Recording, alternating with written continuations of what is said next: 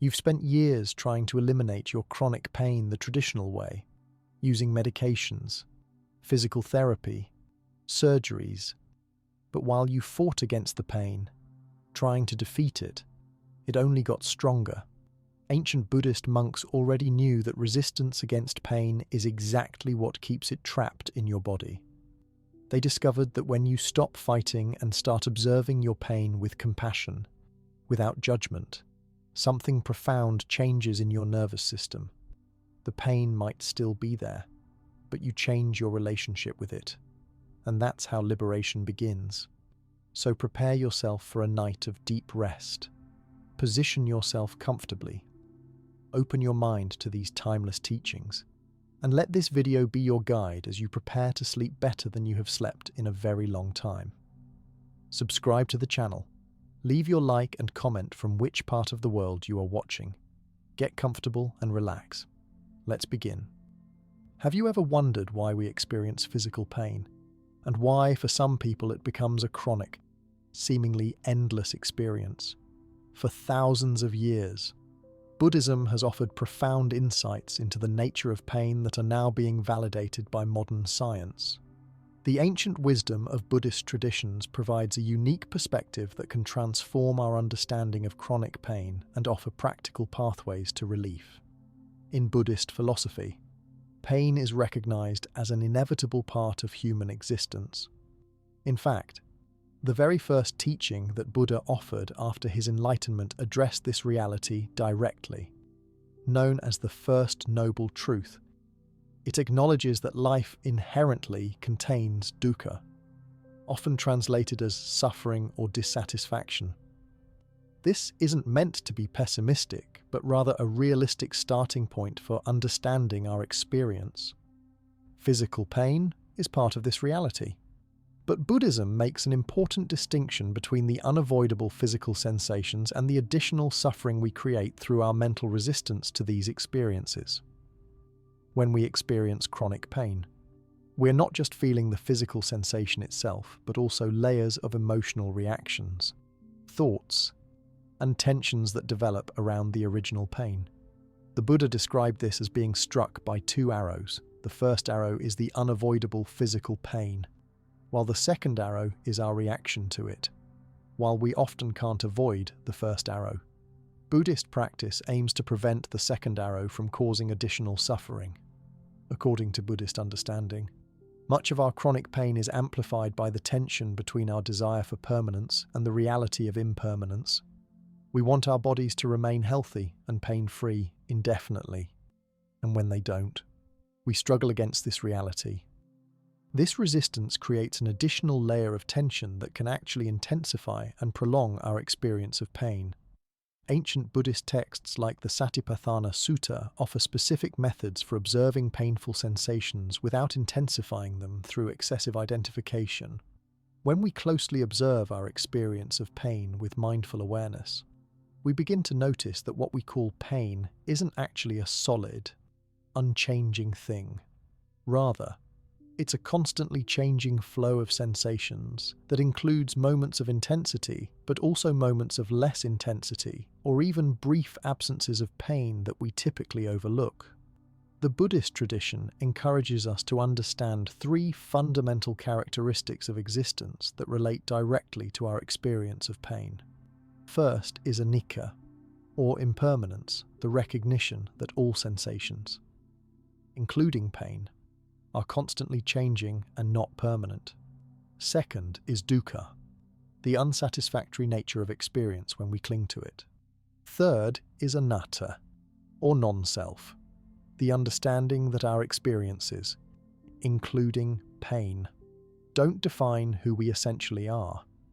When we apply these understandings to chronic pain, we can begin to see how our identification with pain, I am a person in pain, creates additional suffering beyond the physical sensation itself. Buddhist practice offers a way to experience pain without making it part of our identity, thereby reducing its power over our lives. The tradition also recognizes the interconnectedness of mind and body. From a Buddhist perspective, there is no strict separation between mental and physical suffering, They influence and often amplify each other. This is why practices that calm the mind can have profound effects on our experience of physical pain, and why physical tension can affect our mental state. Modern neuroscience now confirms what Buddhism has taught for centuries, that the brain processes pain differently when we approach it with mindful awareness versus when we resist it with fear and aversion. Studies show that long-term meditators often experience less suffering even when the physical sensations of pain are the same as non-meditators. Buddhism also offers a nuanced understanding of the causes of pain. While acknowledging physical causes like injury or illness, it also recognizes that our habits of movement, posture, and tension patterns contribute significantly to chronic pain conditions. The concept of karma in relation to pain isn't about punishment for past actions, but rather understanding how our habitual patterns create the conditions for suffering or well-being over time. An important aspect of the Buddhist approach to pain is its focus on our relationship with sensation rather than just trying to get rid of it. While conventional medicine often focuses exclusively on eliminating pain, Buddhism recognizes that some pain may be unavoidable, but our suffering in relation to that pain can be dramatically reduced through practice. This doesn't mean Buddhism advocates passive acceptance of pain that could be treated. In fact, the Buddha himself sought medical treatment when ill and encouraged his followers to do the same. The middle way approach of Buddhism suggests using appropriate medical interventions while simultaneously working with the mind's relationship to pain. For those experiencing chronic pain, Buddhist tradition offers a variety of meditation practices specifically designed to work with difficult sensations. Body scan meditations help develop a more objective relationship with physical discomfort. Breathing practices create space around painful sensations. Compassion meditations help soften the heart toward our own suffering.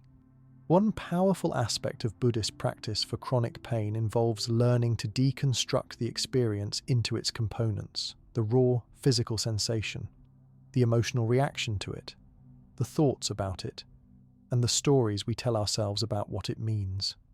By separating these elements, we can work with each other more skillfully instead of experiencing them as one overwhelming problem. The Buddha taught that our minds naturally move toward pleasant experiences and away from unpleasant ones. This constant movement creates a subtle tension that can amplify pain. Through meditation, we learn to allow experiences to be as they are without immediately trying to change them, which paradoxically can lead to their transformation. Buddhist practice doesn't promise to eliminate all physical pain. That would contradict the first noble truth.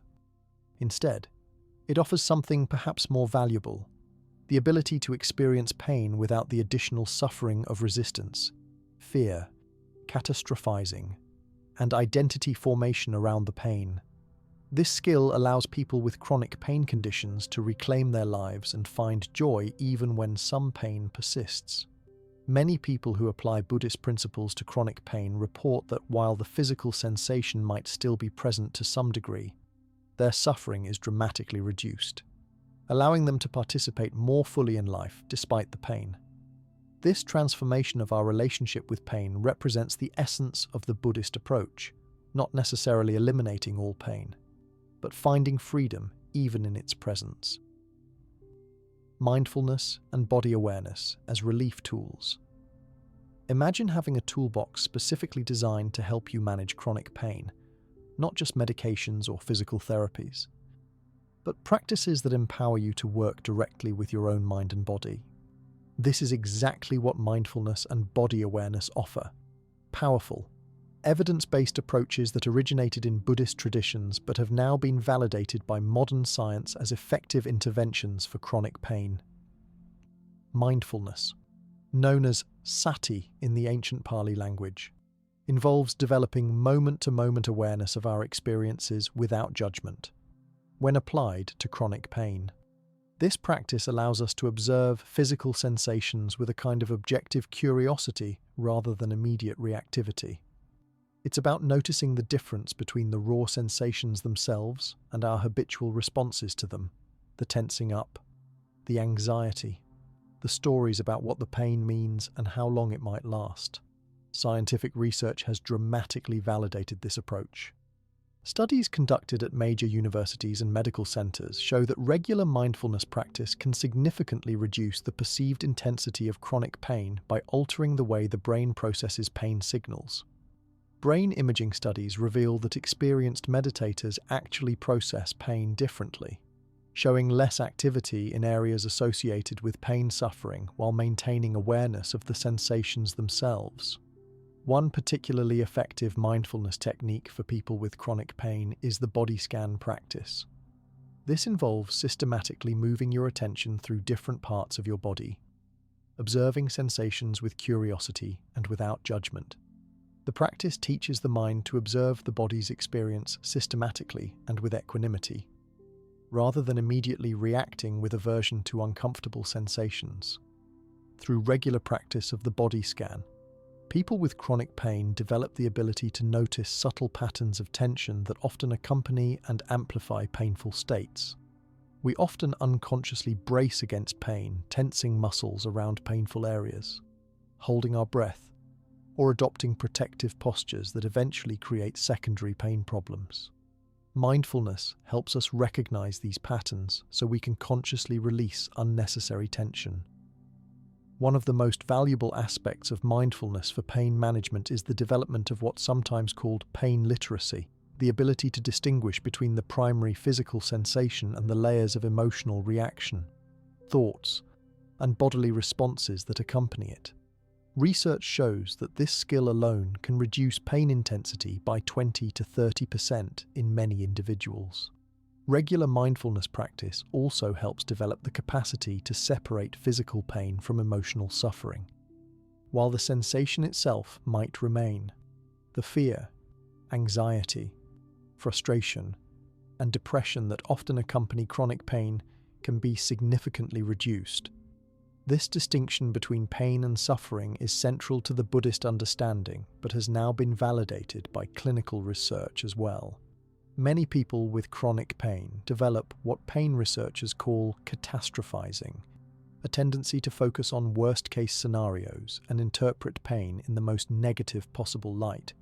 Thoughts like, "this will never end," or "I can't handle this," actually amplify pain signals in the brain. Mindfulness interrupts this pattern by bringing attention back to the direct experience rather than getting lost in projections about the future.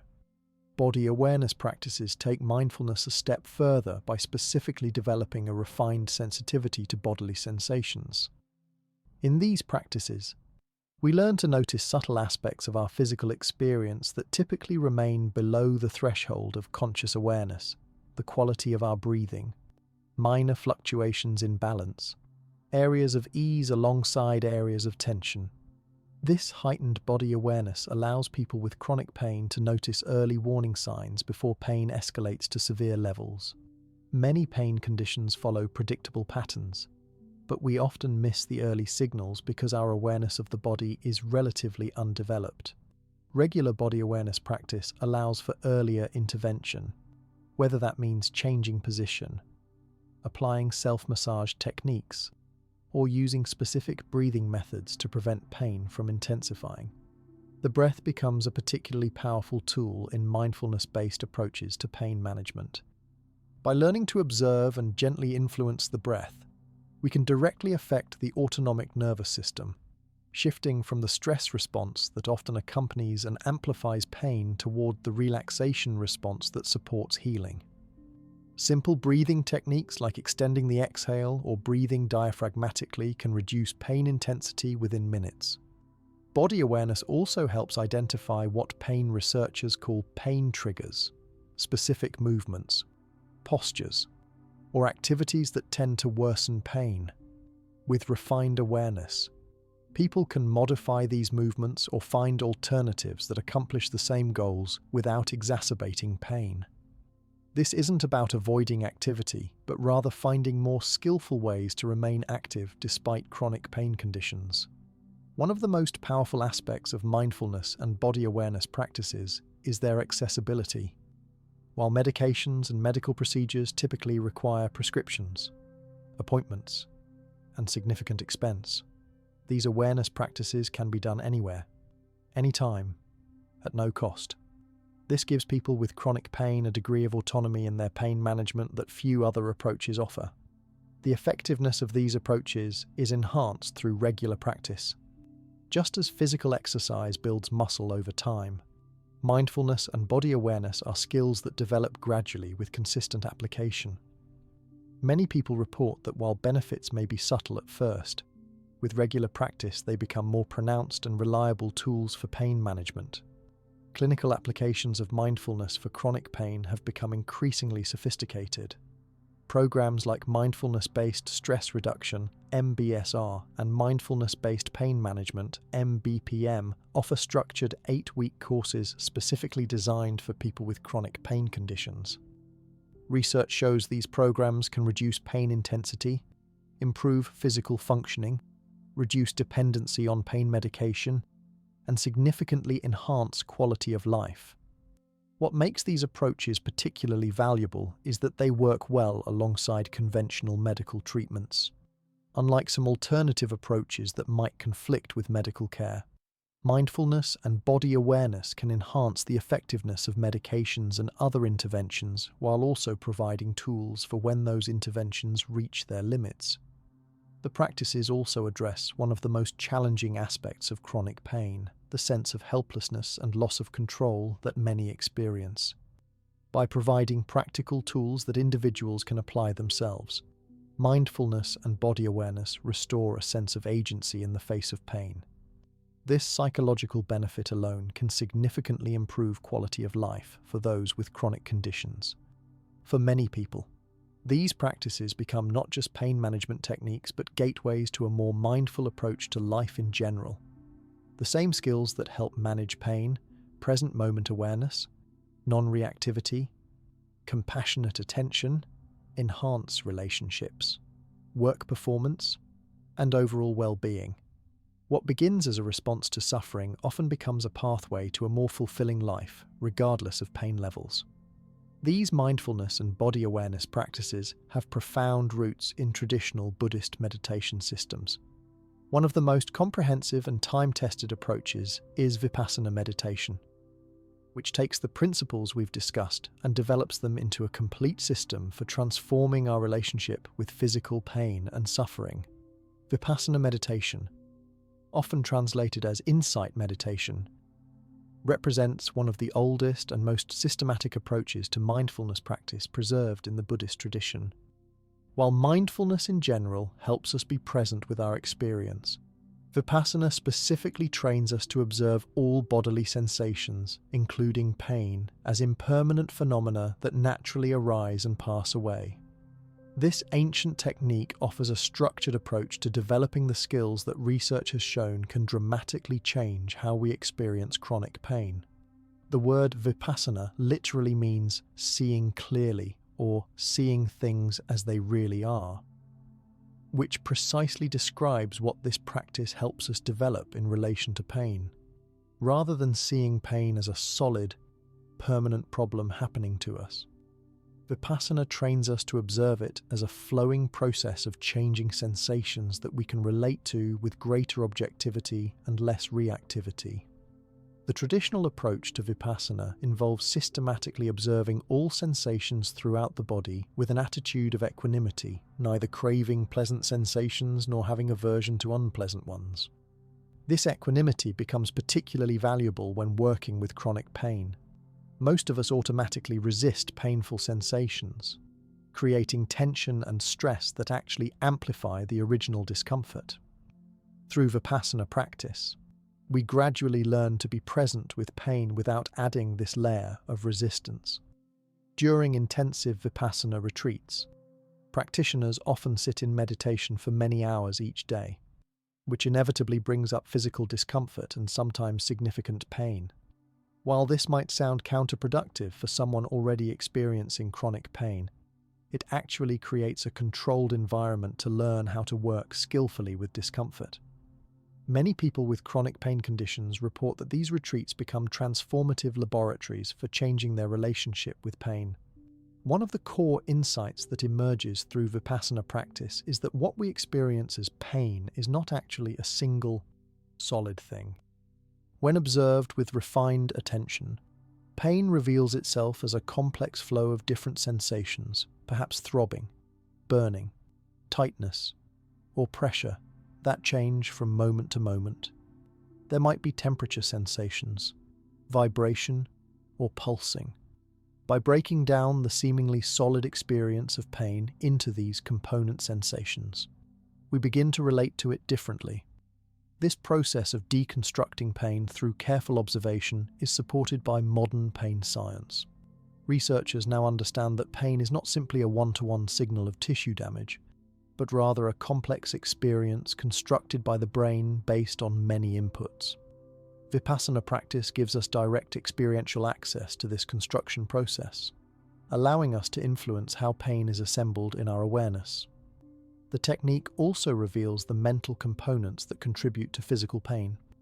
Through sustained observation, practitioners notice how thoughts about pain, "This is terrible," "I can't stand this," "This will never end," and emotional reactions, fear, frustration, despair actually intensify the physical sensation. Vipassana creates a space between the primary sensation and these secondary reactions, allowing us to choose more skillful responses. Clinical studies examining the effects of Vipassana on chronic pain conditions show impressive results.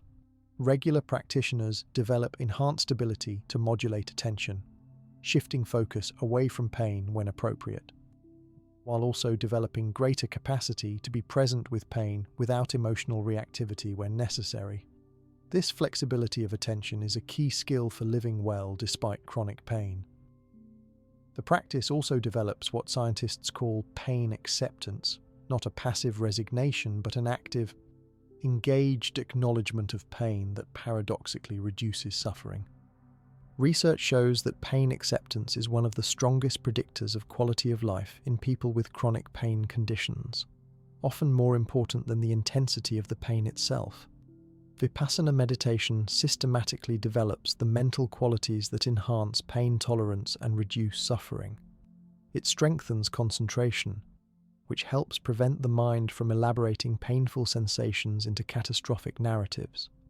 It cultivates mindfulness, which allows clear seeing of experience without getting lost in it. And it develops equanimity, the balanced acceptance that allows us to be with difficult experiences without being overwhelmed by them. The consistent application of Vipassana techniques leads to what Buddhist psychology calls sampajanya, or clear comprehension, a quality that allows us to recognize the space between painful stimulus and our response. In this space lies our freedom to choose how we relate to pain. For someone with chronic pain, this space might be the difference between a difficult day and a terrible one, between functioning well despite pain and being completely incapacitated by it. What makes Vipassana particularly valuable for pain management is its systematic nature. Rather than just a collection of techniques, it represents a complete path of training that gradually develops the mental capacities needed to transform our relationship with pain.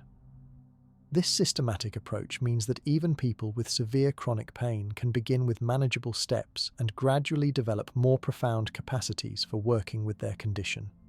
The practice of Vipassana isn't limited to formal meditation sessions.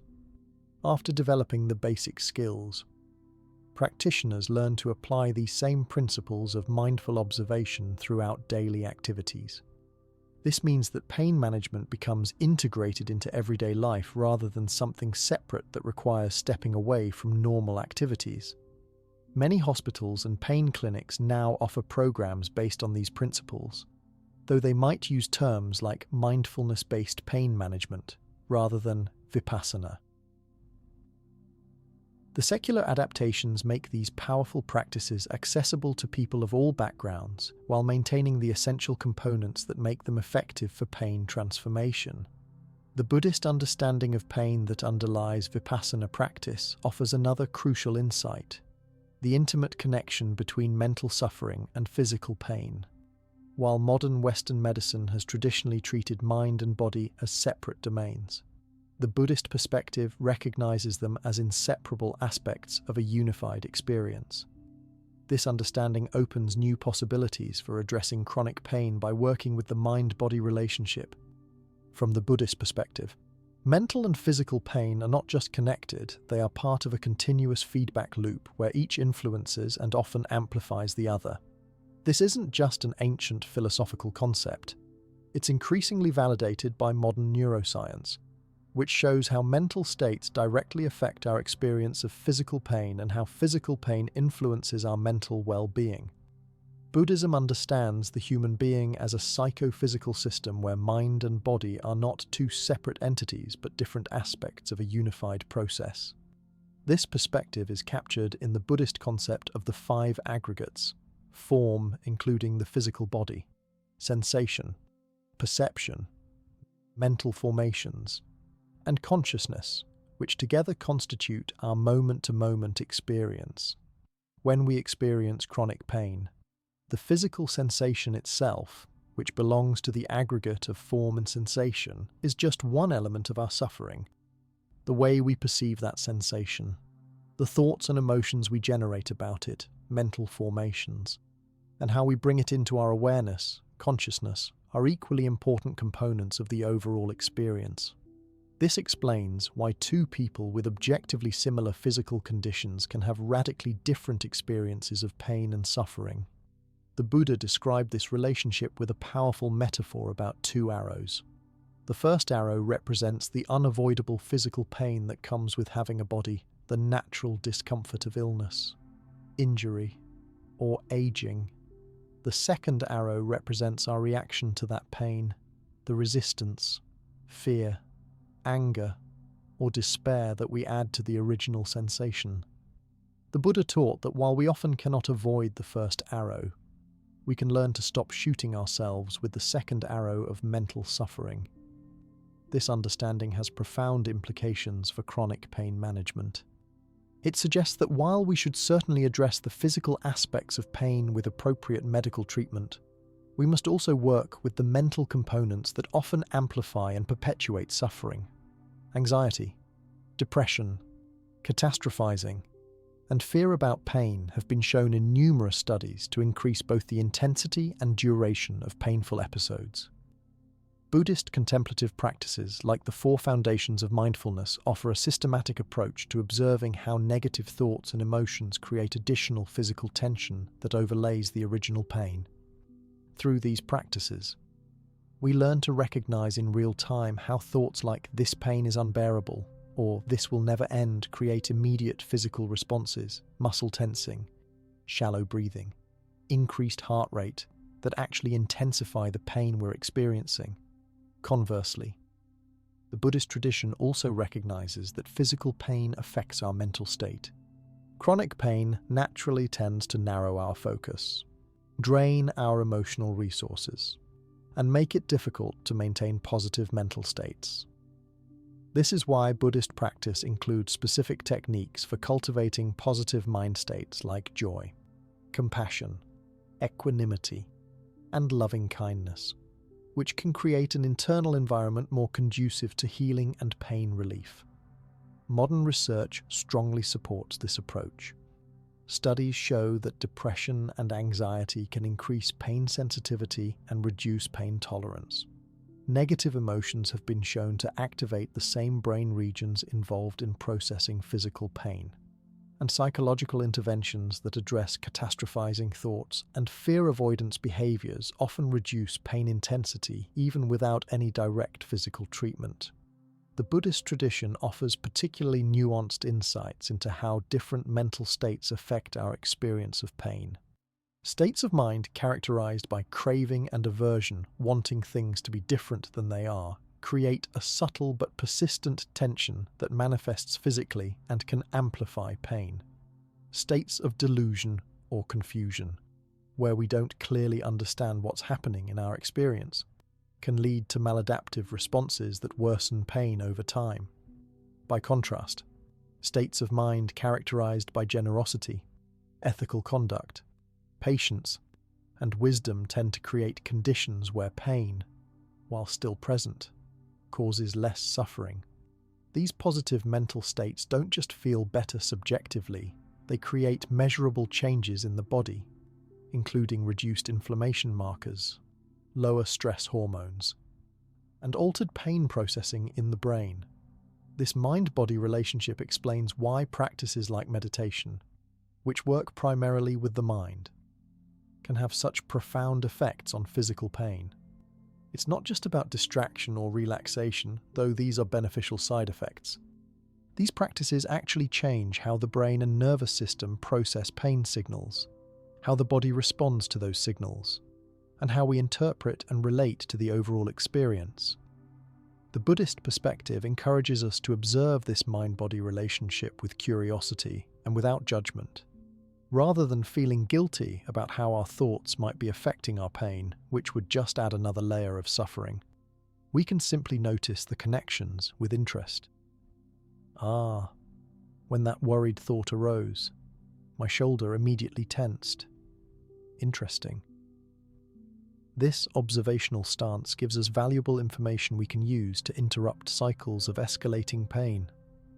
For those with chronic pain conditions, this understanding offers both hope and practical direction. It means that even when aspects of the physical condition remain resistant to treatment, there are many points of intervention in the mind-body system where suffering can be reduced.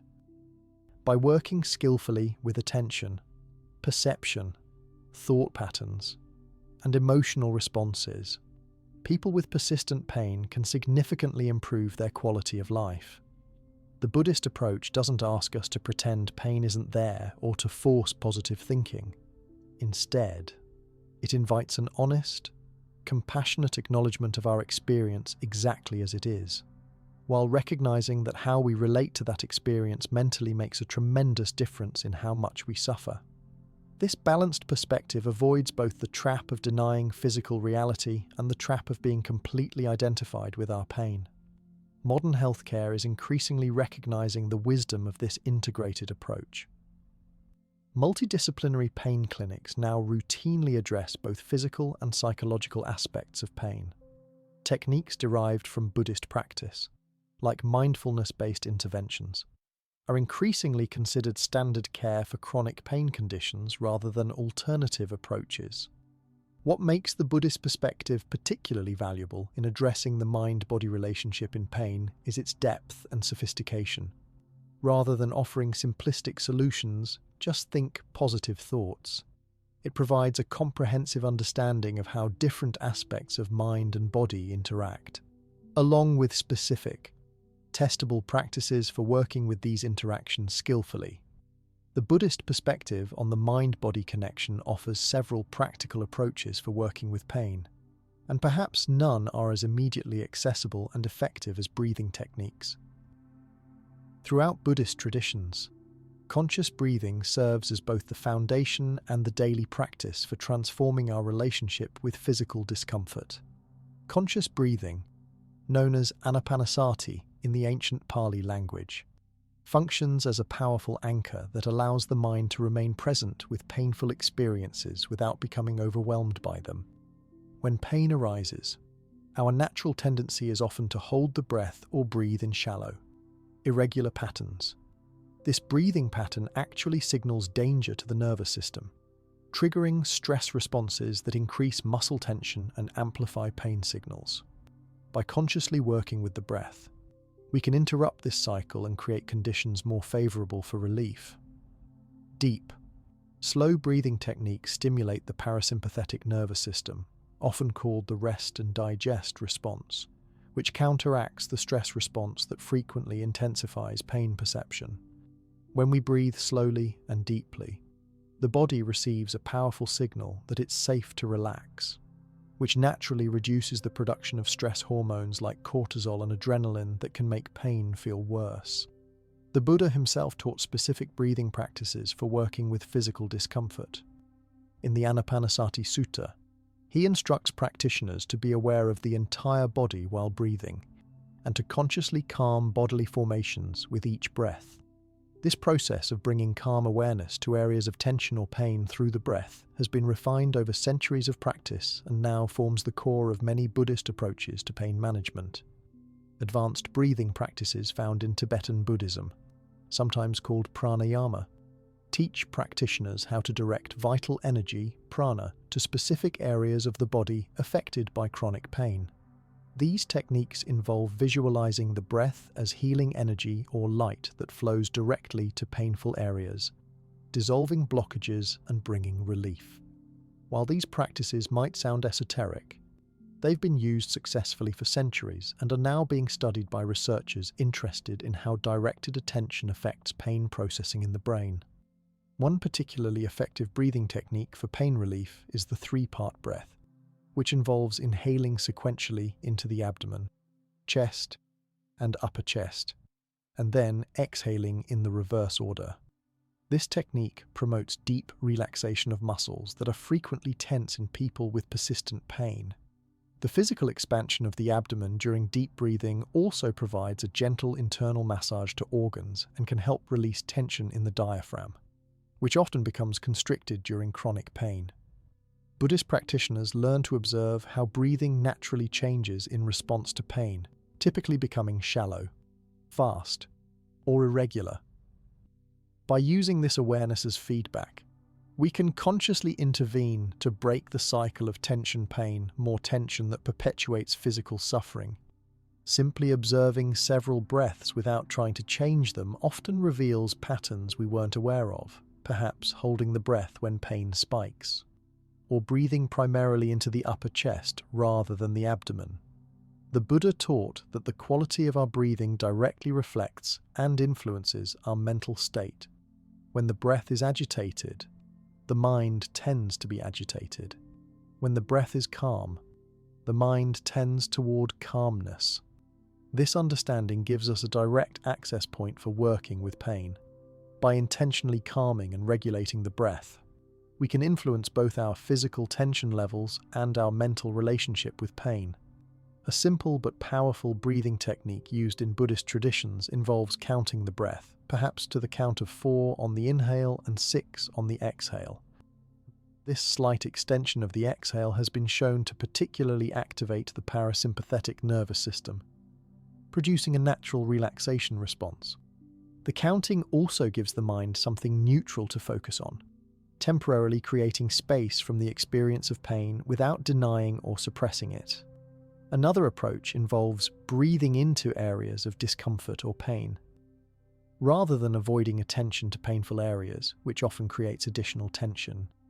This technique involves gently directing the breath and awareness into the sensations of discomfort with an attitude of opening and softening.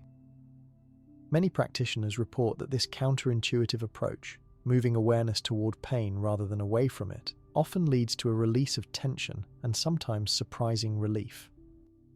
Buddhist breathing practices are particularly valuable for people with chronic pain because they can be done in any position, lying down, sitting, or even walking, making them accessible even during pain flares when movement might be limited. They require no special equipment, can be practiced anywhere, and have no negative side effects when done properly, unlike many pain medications. The effectiveness of these techniques builds with regular practice. Many people report that while breathing exercises might provide only modest relief initially, with consistent application, they become increasingly powerful tools for pain management. The nervous system essentially learns to respond more readily to these signals of safety and relaxation with repeated practice. Modern pain clinics and hospitals increasingly incorporate these ancient breathing techniques into contemporary treatment protocols. Programs like mindfulness-based stress reduction, MBSR, and breathworks, which was specifically designed for chronic pain, use Buddhist-derived breathing practices as core components of their approach. Research shows these breathing techniques can reduce pain intensity, decrease reliance on pain medication, and improve overall quality of life for people with various chronic pain conditions. For those with pain related to specific medical procedures or treatments, Buddhist breathing techniques offer ways to maintain calm and reduce anxiety that might otherwise amplify pain.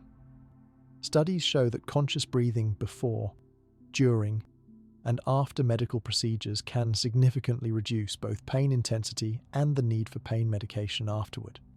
Buddhist traditions teach that pain and difficult sensations are not just problems to get rid of, but also opportunities to develop wisdom and compassion. This perspective doesn't minimize the very real challenges of chronic pain, but offers a way to find meaning and purpose even within difficult experiences. This brings us to another powerful Buddhist approach for working with pain: the cultivation of compassion and self-compassion. The practices of metta, loving kindness, and karuna, compassion, create an internal environment of acceptance and gentleness that can significantly reduce the emotional component of chronic pain.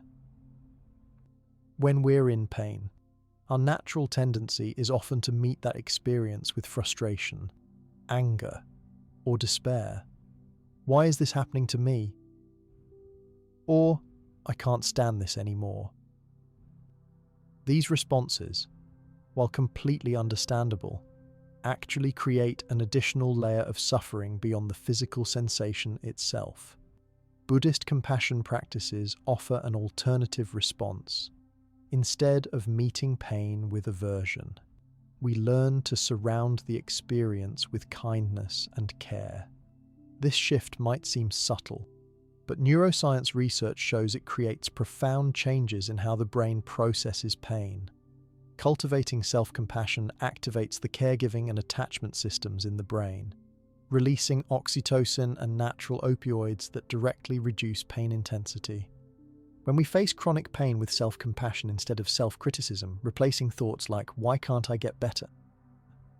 or "I should be able to handle this," with "This is really hard, and I'm doing my best," or "May I be kind to myself in this difficult moment," and we reduce the additional layer of mental suffering that frequently accompanies persistent painful conditions. One particularly powerful compassion practice from the Tibetan tradition is called Tonglen, which means giving and taking. In this meditation, rather than trying to get rid of pain, we use it as the very basis of connection with others. We imagine breathing in our own pain and the pain of all others who suffer in similar ways, and then breathing out relief and ease to ourselves and all beings. This practice transforms the isolation that often accompanies chronic pain into a sense of meaningful connection. The isolation factor in chronic pain cannot be overstated. Many people with persistent pain gradually withdraw from activities and relationships, creating a secondary suffering beyond the physical pain itself. Compassion practices directly address this isolation by helping us recognize our common humanity, that suffering is universal, and that many others experience challenges similar to our own. This recognition of shared humanity creates a sense of connection even when physical pain might limit our actual social interactions. Self-compassion allows us to acknowledge that we're not alone in our pain and that struggling is part of the human experience. This perspective doesn't dismiss or minimize our suffering, but places it within a larger context that can feel less overwhelming and isolating. Research shows that this sense of common humanity is a key factor in reducing the psychological impact of chronic pain.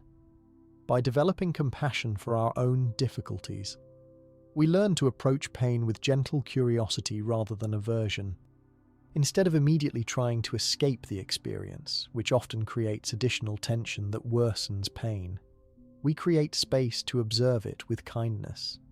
This approach paradoxically often leads to a decrease in pain intensity through several mechanisms: reduced muscle tension, lowered stress hormones, and activation of the brain's own pain-relieving systems.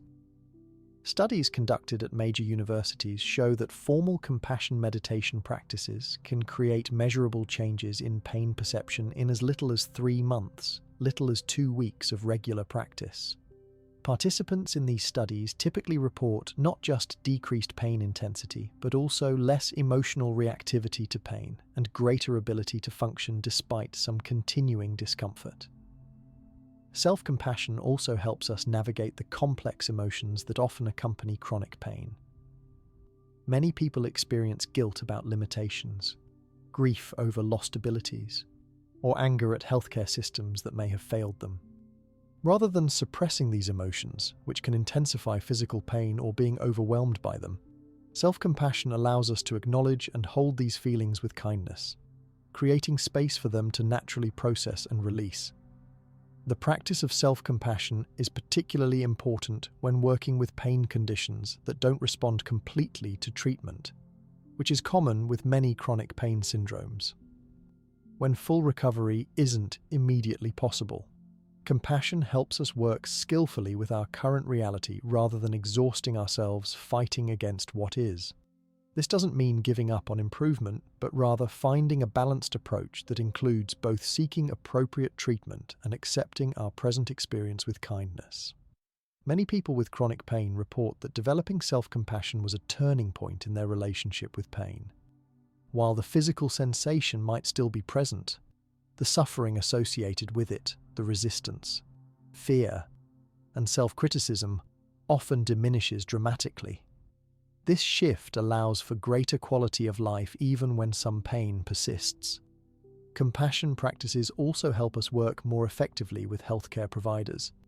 Instead of approaching medical appointments from a place of desperation or frustration, which is completely understandable with chronic pain, self-compassion helps us advocate for ourselves with both clarity and kindness.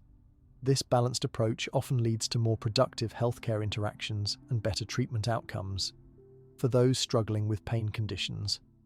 Combining breath awareness with self-compassion creates a powerful approach to pain management.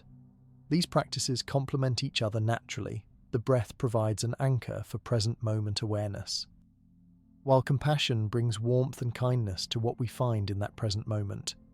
Together, they create an internal environment where healing becomes more possible and suffering is significantly reduced. The beauty of these Buddhist approaches to pain management is that they're accessible to everyone regardless of background or beliefs. The practices work through natural physiological and psychological mechanisms rather than requiring any particular faith or philosophical stance. They can be integrated with conventional medical care, creating a truly comprehensive approach to addressing the complex experience of chronic pain.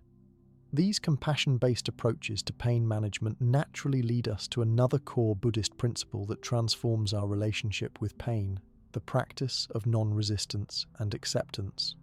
This concept is often misunderstood in Western contexts, so it's important to clarify what Buddhist acceptance actually means when applied to chronic pain. In Buddhist teachings, resistance and aversion to pain often create additional suffering that can surpass the original physical discomfort. When we experience pain, our instinctive reaction is to fight against it, to tense up, to mentally reject the experience, to become angry or frustrated that it's happening. While these reactions are completely natural, they typically intensify the pain rather than relieving it. Acceptance, as taught in Buddhist traditions, doesn't mean passive resignation or giving up. It's not about deciding I'll just have to live with this pain forever or stopping appropriate medical treatment. Rather, it represents a clear-eyed recognition of our present reality that creates space for wise and effective responses. It's the difference between acknowledging this pain is happening right now versus this shouldn't be happening to me, with all the additional emotional turmoil the latter creates. When we practice non-resistance to pain, we stop feeding the cycle of tension, anxiety, and negative mental narratives that amplify and prolong physical discomfort. The simple but profound shift from "I can't stand this pain" to "there is pain, and I'm aware of it" creates an immediate change in how we experience the sensation.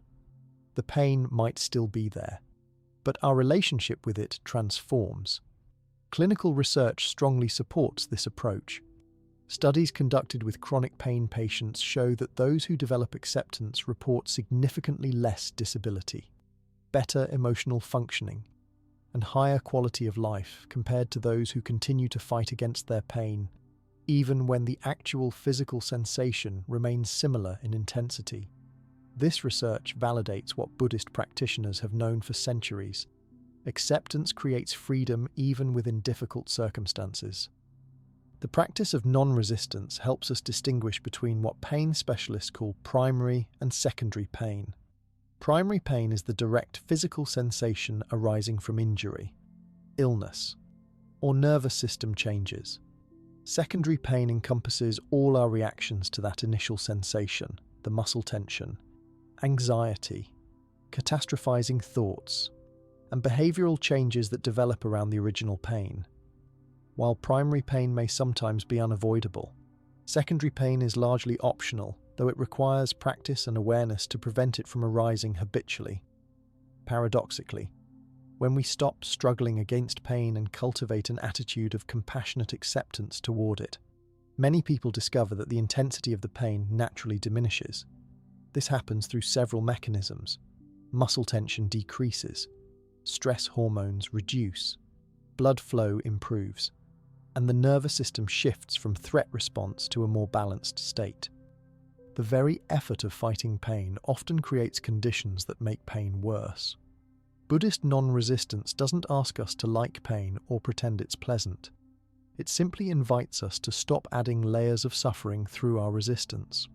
We can acknowledge that pain is uncomfortable while simultaneously creating space around the experience rather than contracting against it.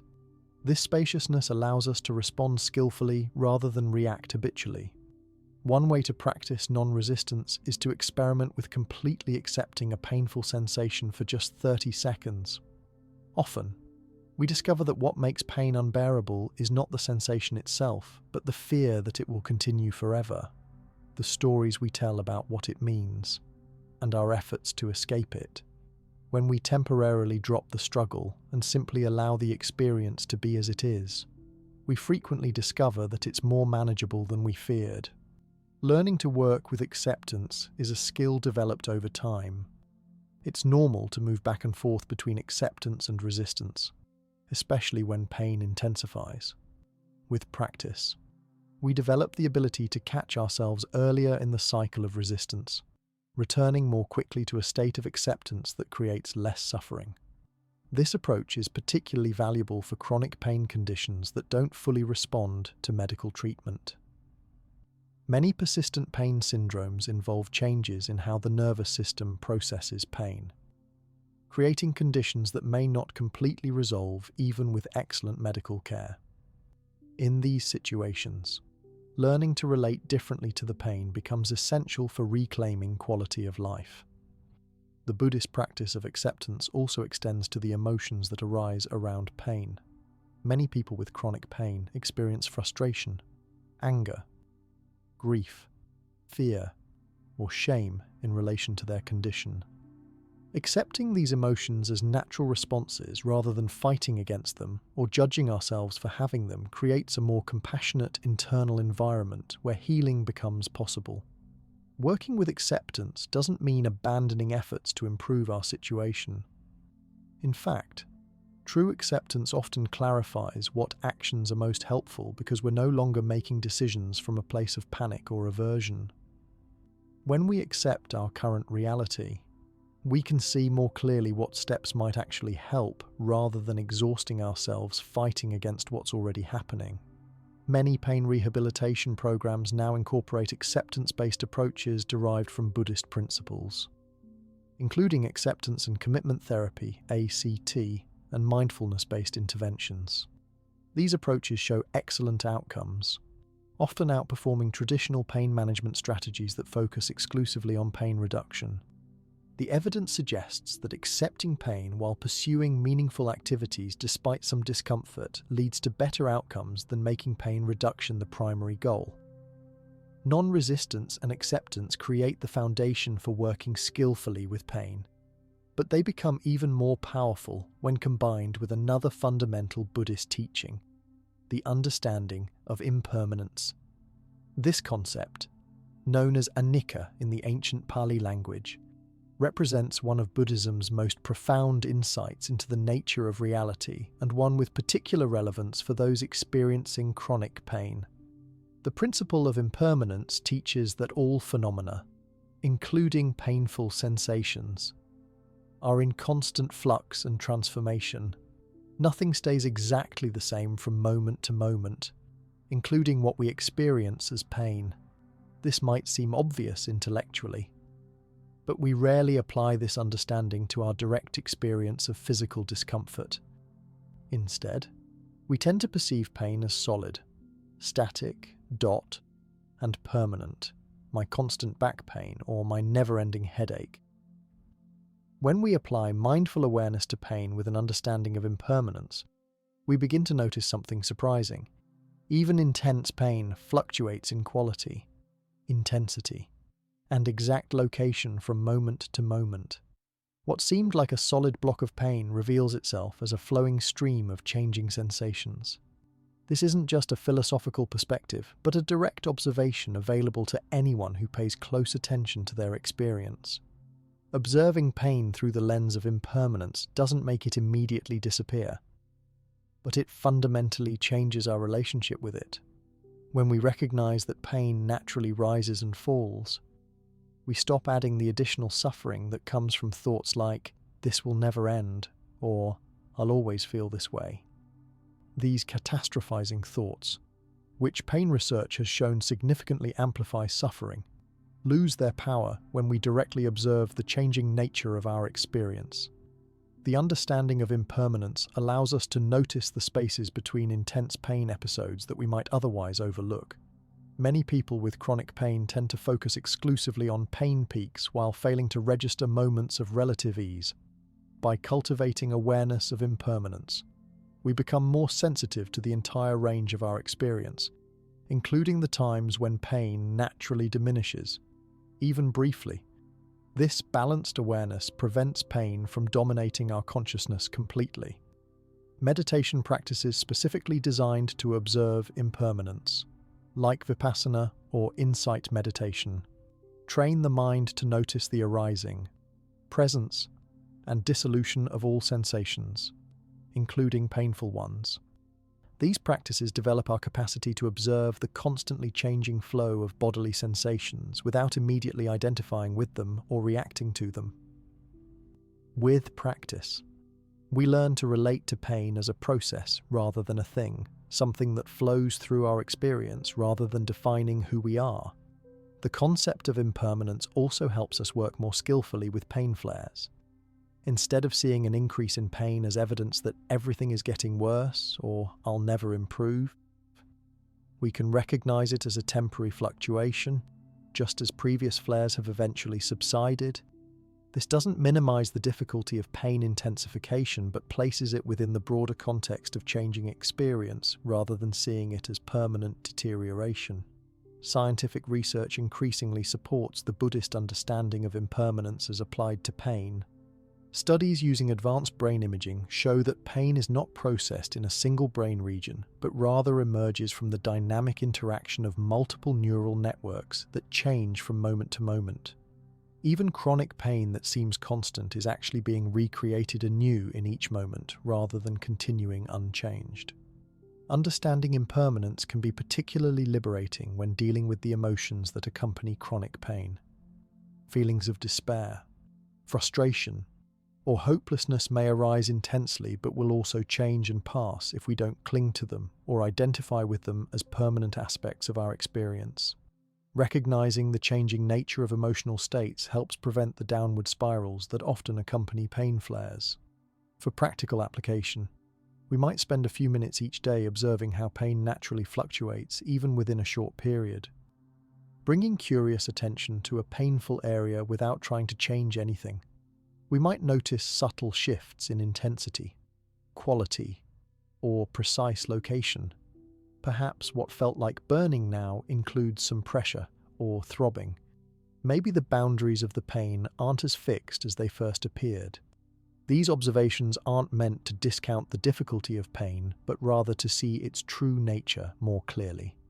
Many people report that regularly practicing this kind of observation gradually transforms their relationship with chronic pain. While the sensation may still be present, it begins to feel less solid and overwhelming. There's more space around the experience, and we become less identified with the pain as defining who we are. Thoughts like, "I am a person in pain," might shift to the more accurate, "There is pain happening in this body right now," which creates psychological freedom even when physical sensations remain. The impermanence of pain also reminds us that even long-standing conditions can change, sometimes unexpectedly. Many people with chronic pain have experienced surprising periods of relief or improvement after years of consistent symptoms. Understanding impermanence keeps us open to positive changes that might occur rather than becoming resigned to a fixed outcome. This open, hopeful perspective actually creates conditions more favorable for healing by reducing stress and supporting nervous system regulation. Combining the practices of non-resistance and the understanding of impermanence creates a powerful approach to chronic pain. When we stop fighting against pain, non-resistance, and simultaneously recognize its changing nature, impermanence, we discover a freedom in relation to pain that might have seemed impossible from our previous perspective. The pain may still be present, but it no longer controls or defines our entire experience. The understanding of impermanence gives us a new perspective on pain, and this naturally connects to another powerful Buddhist approach for working with physical discomfort, the practices of visualization and guided imagery. These techniques harness the mind's remarkable ability to influence physical experience through directed attention and mental imagery. Buddhist traditions, particularly Tibetan Buddhism, have developed sophisticated visualization practices that can significantly alter our experience of pain in the body. These aren't simply distraction techniques, though they can serve that purpose. Rather, they work by actively engaging the mind's capacity to influence how pain signals are processed and experienced.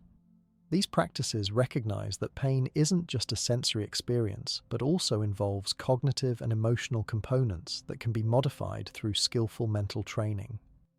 One of the most powerful Buddhist visualization practices for pain relief is Tonglen, which we briefly mentioned when discussing compassion. In this practice, rather than trying to get rid of pain, we use it as the basis for a profound spiritual practice. We visualize breathing in our own suffering and the suffering of all beings who experience similar pain, imagining it as a dark cloud or smoke entering our bodies. Then we visualize transforming this suffering through our hearts and breathing out relief, healing, and comfort to ourselves and all beings. This practice works on multiple levels. Psychologically, it counteracts the isolation that often comes with chronic pain by connecting our experience with others. Physically, it often creates a sense of openness and expansion around painful areas rather than the contraction and resistance that typically make pain worse. And spiritually, it transforms our relationship with pain from meaningless suffering to purposeful practice, which research shows can significantly reduce perceived pain intensity. Tibetan Buddhism also includes practices involving the visualization of healing deities or Buddhas, like the medicine Buddha, Paisajaguru. Practitioners visualize these enlightened beings as sources of healing energy, often in the form of colored light that flows into painful areas of the body. The practitioner might imagine blue light from the medicine Buddha entering the crown of the head and gradually spreading throughout the body, dissolving blockages and soothing pain wherever it touches. Modern research in neuroplasticity confirms that such visualization practices can create new neural pathways that alter how the brain processes pain signals. When we repeatedly imagine healing energy or light permeating areas of pain, we're essentially retraining the brain to associate those areas with sensations of comfort and ease rather than threat and danger.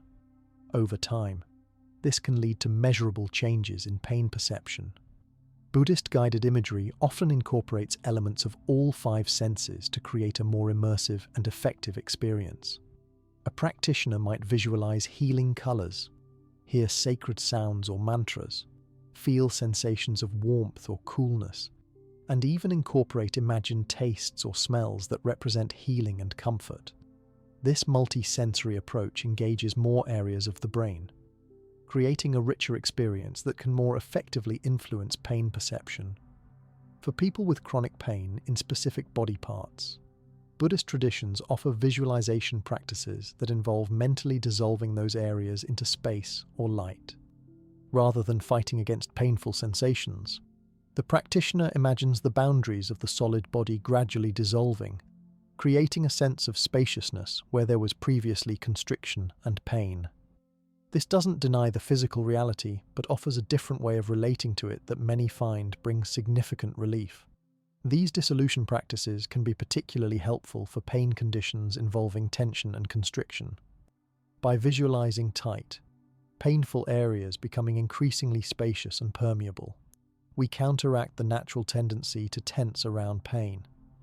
Physical tension almost always increases pain intensity, so practices that promote a sense of expansiveness and release can interrupt this cycle effectively, contrary to what some might expect. Buddhist visualization practices don't require extraordinary powers of imagination or previous meditation experience. The techniques can be adapted to different needs and abilities. Some people find detailed, complex visualizations helpful, while others benefit from simpler practices like imagining a warm, healing light surrounding a painful area. The key is regular practice and approaching the technique with openness rather than skepticism or straining effort. Many hospitals and pain clinics now incorporate guided imagery techniques derived from these Buddhist practices into their pain management programs. Healthcare providers recognize that these approaches not only help reduce pain perception, but also give patients valuable tools for self-management, reducing feelings of helplessness that often accompany chronic pain conditions. Research on guided imagery for pain management shows impressive results.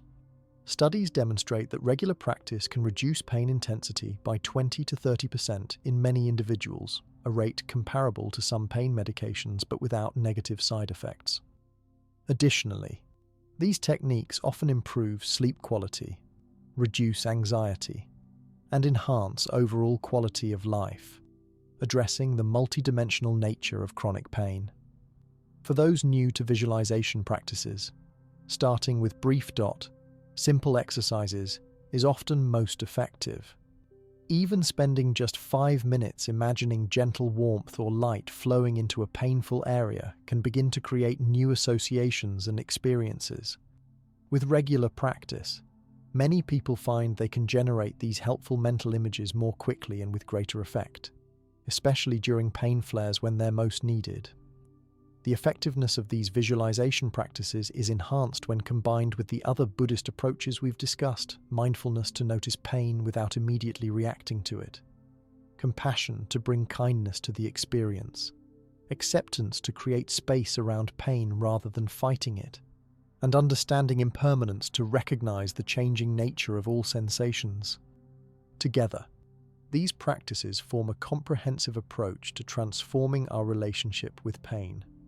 While the mind plays a crucial role in how we experience pain, Buddhist traditions have always recognized that the body itself requires proper care and nourishment. This brings us to another important aspect of the Buddhist approach to pain management: mindful eating and its role in reducing inflammation and pain in the body. Buddhist traditions have long emphasized mindful eating as both a spiritual practice and a means of caring for the body-mind system.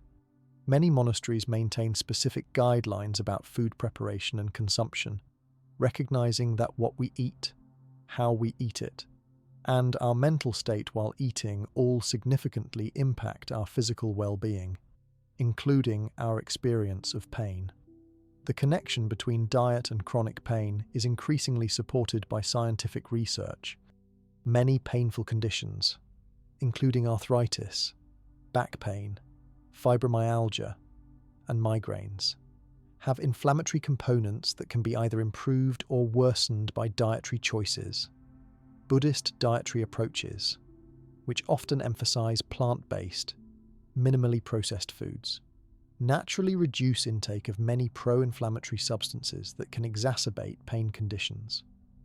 The vegetarian or predominantly plant-based diets common in many Buddhist traditions tend to be naturally anti-inflammatory. These diets are typically rich in fruits, vegetables, whole grains, and legumes, which contain antioxidants and phytonutrients that help combat inflammation in the body. Research shows that people who follow primarily plant-based diets often have lower levels of inflammatory markers in their blood and report less pain from inflammatory conditions. Beyond the specific foods consumed, the Buddhist approach to eating emphasizes how we eat as much as what we eat. Mindful eating, particularly as practiced in Zen traditions, involves bringing full awareness to the eating experience, noticing colors, textures, flavors, and our body's responses to different foods. This heightened awareness naturally leads to greater sensitivity about how various foods affect our energy, digestion, and pain levels. Many people with chronic pain discover through mindful eating that certain foods trigger or worsen their symptoms, while others seem to have a neutral or even beneficial effect. These connections aren't always obvious when eating quickly or while distracted. By slowing down and paying attention, individuals can identify patterns and make adjustments specific to their unique body chemistry and pain condition. The Buddhist principle of the middle way, Majjhima Patipada, applies directly to eating habits. This principle encourages moderation, avoiding both excessive restriction and overindulgence. In terms of diet, this balanced approach prevents the extremes that can contribute to inflammation and pain, either severely restrictive diets that might lead to nutritional deficiencies or excessive consumption that overwhelms the digestive system and promotes inflammatory responses. Many Buddhist traditions incorporate specific herbs and foods known for their anti-inflammatory and pain-relieving properties. Turmeric, ginger, green tea, and various medicinal herbs feature prominently in traditional Buddhist cuisines, particularly in regions like Tibet, China, Japan, and Thailand, where Buddhism has deep historical roots.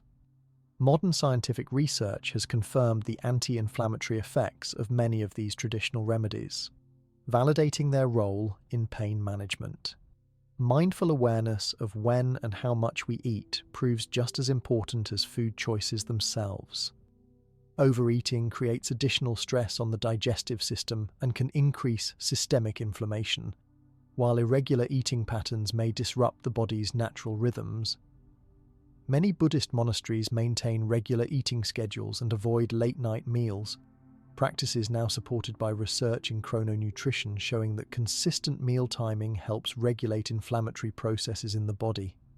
The Buddhist practice of eating in silence, common in meditation retreats and monasteries, eliminates the distractions that often lead to unconscious overeating or poor food choices. This focused attention allows for greater awareness of satiety signals, the body's natural indications that it has received enough nourishment. Research shows that eating while distracted typically leads to consuming more calories than needed and less enjoyment of the food itself. Another aspect of Buddhist eating practices relevant to pain management involves the cultivation of gratitude for food. Rather than taking nourishment for granted, practitioners develop appreciation for the entire process that brings food to the table, the natural elements, the work of farmers, the effort of preparation. This grateful awareness creates a positive mental state during meals that contrasts with the stress or anxiety that many people bring to eating, especially those with chronic health conditions who may worry about how food will affect their symptoms. The stress reduction aspect of mindful eating shouldn't be underestimated in pain management. When we eat in a rushed or stressed state, our digestive system doesn't function optimally, and we're more likely to experience inflammation and digestive distress that can exacerbate pain. The calm, centered awareness cultivated in Buddhist eating practices creates ideal conditions for proper digestion and nutrient absorption. Many people with chronic pain conditions also struggle with sleep disturbances, creating a vicious cycle where pain disrupts sleep and poor sleep increases pain sensitivity. Buddhist dietary wisdom includes avoiding heavy meals before bedtime and limiting stimulants like caffeine, especially later in the day. These simple but effective practices help break the pain insomnia cycle that affects many chronic pain sufferers. The Buddhist approach to food and eating represents a comprehensive system that addresses multiple factors related to inflammation and pain, the nutritional content of foods, our relationship with eating, the mental states we bring to meals, and the rhythms and patterns of consumption. Together, these elements create either favorable or unfavorable conditions for healing in the body. Importantly, Buddhist dietary approaches don't typically demand perfect adherence to strict rules, but rather encourage mindful awareness and gradual improvement. This realistic, compassionate approach proves particularly valuable for people with chronic pain, who often already deal with significant limitations and don't need additional pressures of dietary perfectionism. Many pain management programs now incorporate nutritional guidance based on anti-inflammatory principles alongside mindful eating practices. This combination addresses both the physical aspects of diet, choosing foods that support healing, and the psychological aspects, developing a healthier, more aware relationship with eating. Together with the visualization practices we've explored, these approaches offer powerful, accessible tools for transforming our experience of chronic pain. The mindful eating practices we've explored naturally connect to a broader Buddhist concept that has profound implications for chronic pain management, the principle of detachment or non-clinging. This concept, known as nekkhamma in the ancient Pali language, offers a powerful perspective for transforming our relationship with painful experiences. Buddhist teachings recognize that our tendency to cling to pleasant states and reject unpleasant ones is a fundamental cause of suffering.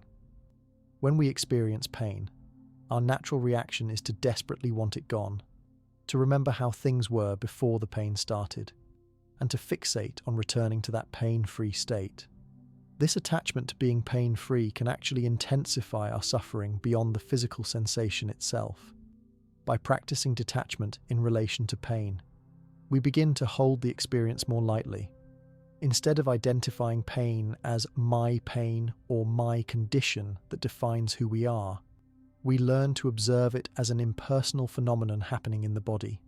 This shift from personal identification to objective observation significantly reduces the emotional suffering associated with physical discomfort. This doesn't mean becoming cold or indifferent to our pain. Detachment in the Buddhist sense isn't about not caring, it's about not clinging. We acknowledge pain is present and take appropriate steps to address it, but without the desperate grip of "this must go away immediately" that creates additional tension and suffering. Detachment also applies to our memories of a pain-free body and expectations about future recovery. Many people with chronic pain become trapped in constant comparisons between their current state and how they used to feel or function. These comparisons generate feelings of loss, frustration, and despair that add emotional suffering to physical pain. Learning to detach from these comparisons, not denying them, but not dwelling in them either, creates space for accepting and working skillfully with our present reality. The practice of detachment helps us recognize that our desire to completely control the body and eliminate all pain is often unrealistic and can lead to additional frustration. Bodies naturally experience discomfort at times, and some conditions involve pain that can't be immediately or completely eliminated. When we loosen our grip on the need for perfect comfort and control, we paradoxically often experience greater ease even with some pain present. Detachment from identities based on physical activities that pain may have limited opens space for discovering new sources of meaning and purpose. Many people with chronic pain define themselves by what they can no longer do. "I was a runner," or "I was so active before this happened." Buddhist practice encourages loosening our attachment to these identity labels, allowing us to discover who we are beyond physical capabilities. Practically speaking, we can cultivate detachment by noticing when we're tightly gripping an experience, whether physically or mentally. We might observe thoughts like, "I can't stand this pain," or "I need this to stop right now," and recognize them as forms of clinging that add suffering to the original sensation. Without judging ourselves for having these thoughts, we practice gently releasing them and returning to simple awareness of the present moment. Research in pain psychology confirms the value of this approach. Studies show that people who can maintain psychological distance from their pain, observing it rather than being completely identified with it, generally report less suffering and better functional outcomes. This capacity to detach from pain without denying it represents a sophisticated coping skill associated with resilience in chronic pain populations. The practice of detachment can feel counterintuitive at first. Many people worry that if they accept pain rather than fighting against it, they're somehow giving up or resigning themselves to suffering.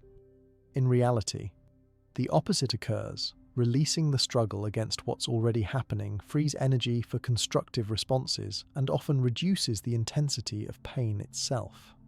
Ironically, our desperate attempts to control pain can create physical tension patterns that actually maintain or increase pain.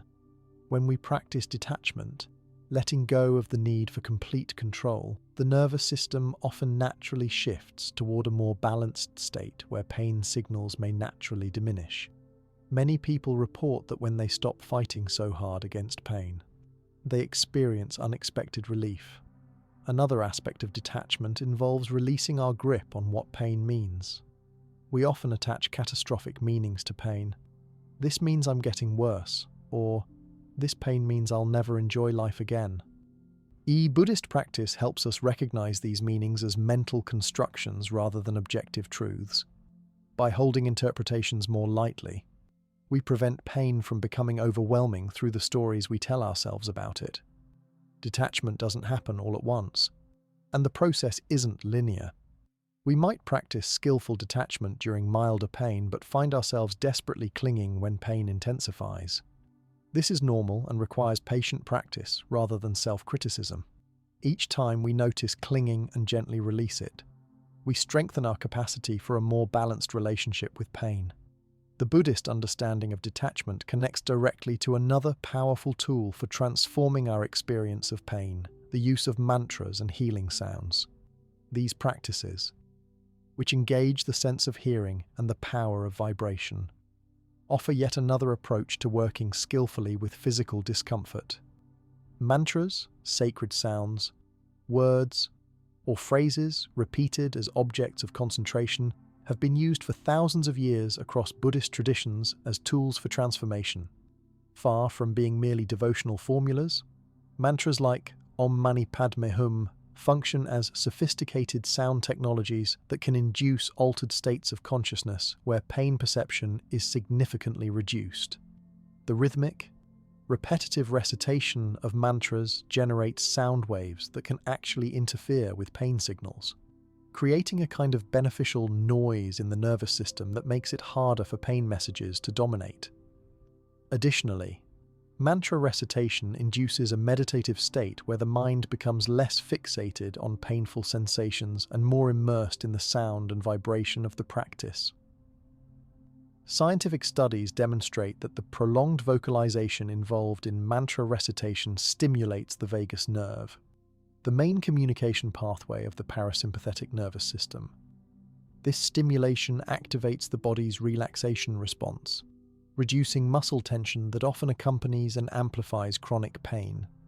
The extended exhale that naturally occurs during mantra recitation particularly encourages parasympathetic activation, creating physiological conditions less conducive to pain. The Tibetan Buddhist tradition has developed particularly sophisticated sound healing practices, including the use of singing bowls and overtone chanting. These practices utilize specific frequencies that resonate with different parts of the body, potentially reorganizing disharmonious vibrational patterns that might contribute to pain states. Modern sound therapy research increasingly validates these approaches, showing that certain frequencies can indeed influence tissue healing and pain perception.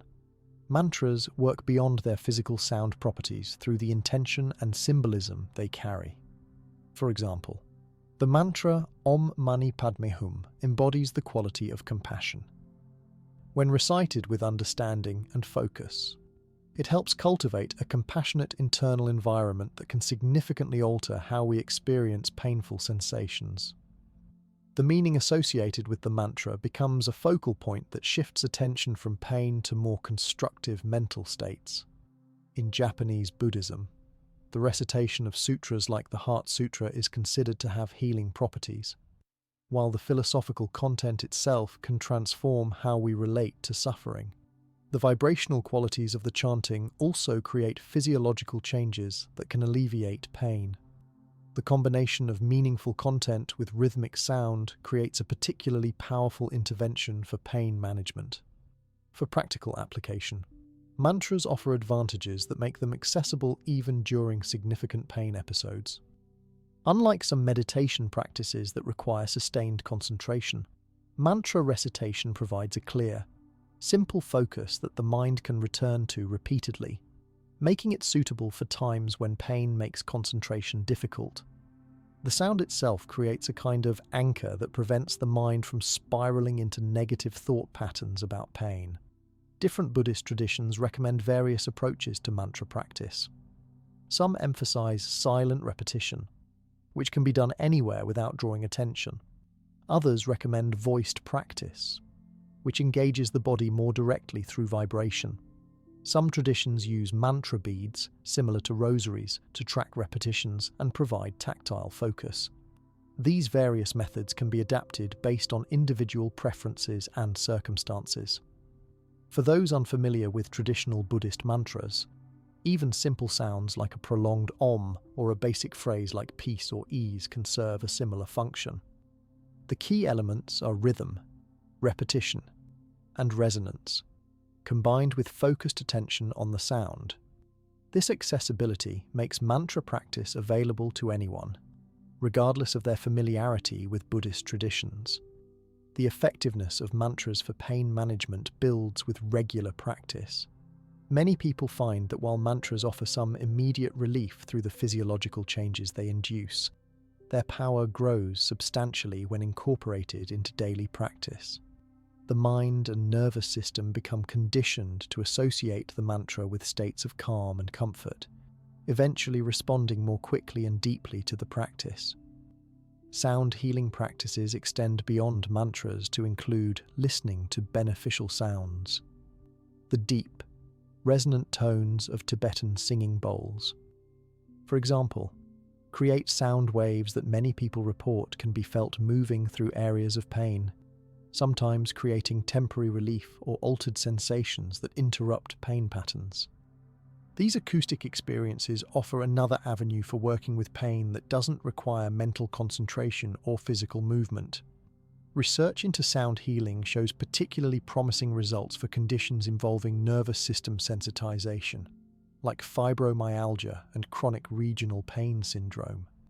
The organized vibrational patterns of healing sounds seem to help reset disorganized neural firing patterns that contribute to these challenging pain conditions. While not a complete solution, these approaches offer valuable complementary tools that can reduce medication dependence. The integration of sound healing with other Buddhist practices creates a multisensory approach to pain management. Combining visualization of healing energy with mantra recitation, for example, engages both visual and auditory processing, creating a more immersive experience that can more effectively shift attention away from pain. This multimodal approach often proves more powerful than either practice alone. Modern pain clinics increasingly incorporate sound-based therapies into comprehensive treatment programs, recognizing their value as non-invasive, non-pharmaceutical interventions without negative side effects.